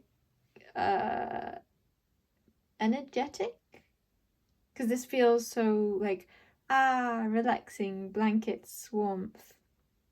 Maybe not blankets, maybe that depends for those of you watching. So we have 95. Yeah, and a change. I'm seeing this as a very balanced change, perhaps change from both directions. Then we have 12 and 100.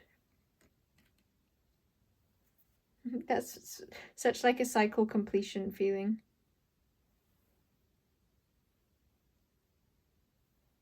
And also a renewed perspective.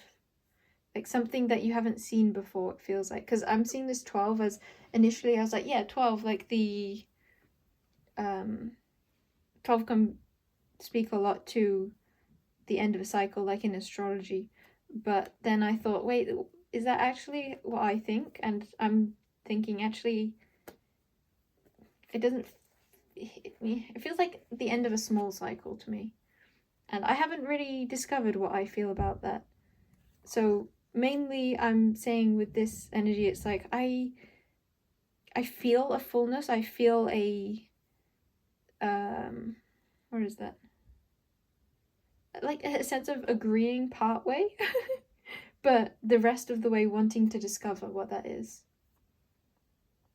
And then we have 103, which is that number 4 too, which is that feeling of like a steadied heart. It's not that turbulent energy. It's so pure, so clean, so like set. I like that. Your heart has set. I was imagining like a jelly or something and then the jelly setting.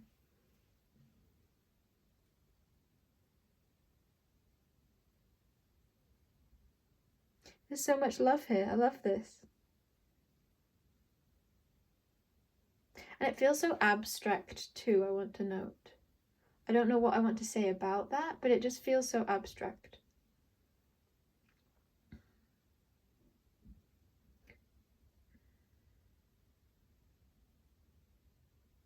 I think the thing to say about that is like it's an energy you're so connected to that is very abstract, that with that 12 energy I was saying of like the unsureness, it's like from there on there's a curiosity and an unraveling to discovering what that is.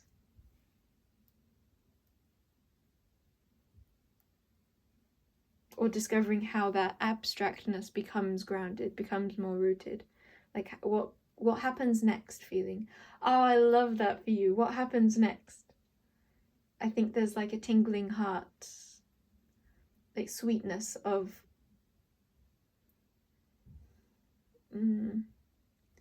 not the word expectation, what's the more open way of that? Of like pondering? Curiosity is a word that I think fits logically, but I don't like the energy of it here. It feels like I want to give more of like an inner child energy word. Yeah, I think I'll end your reading on what happens next. I love that. I love that.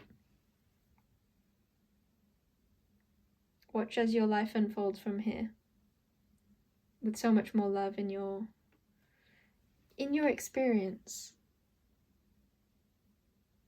Okay, bye-bye, pile number 4. See you in another reading. Or see you in love.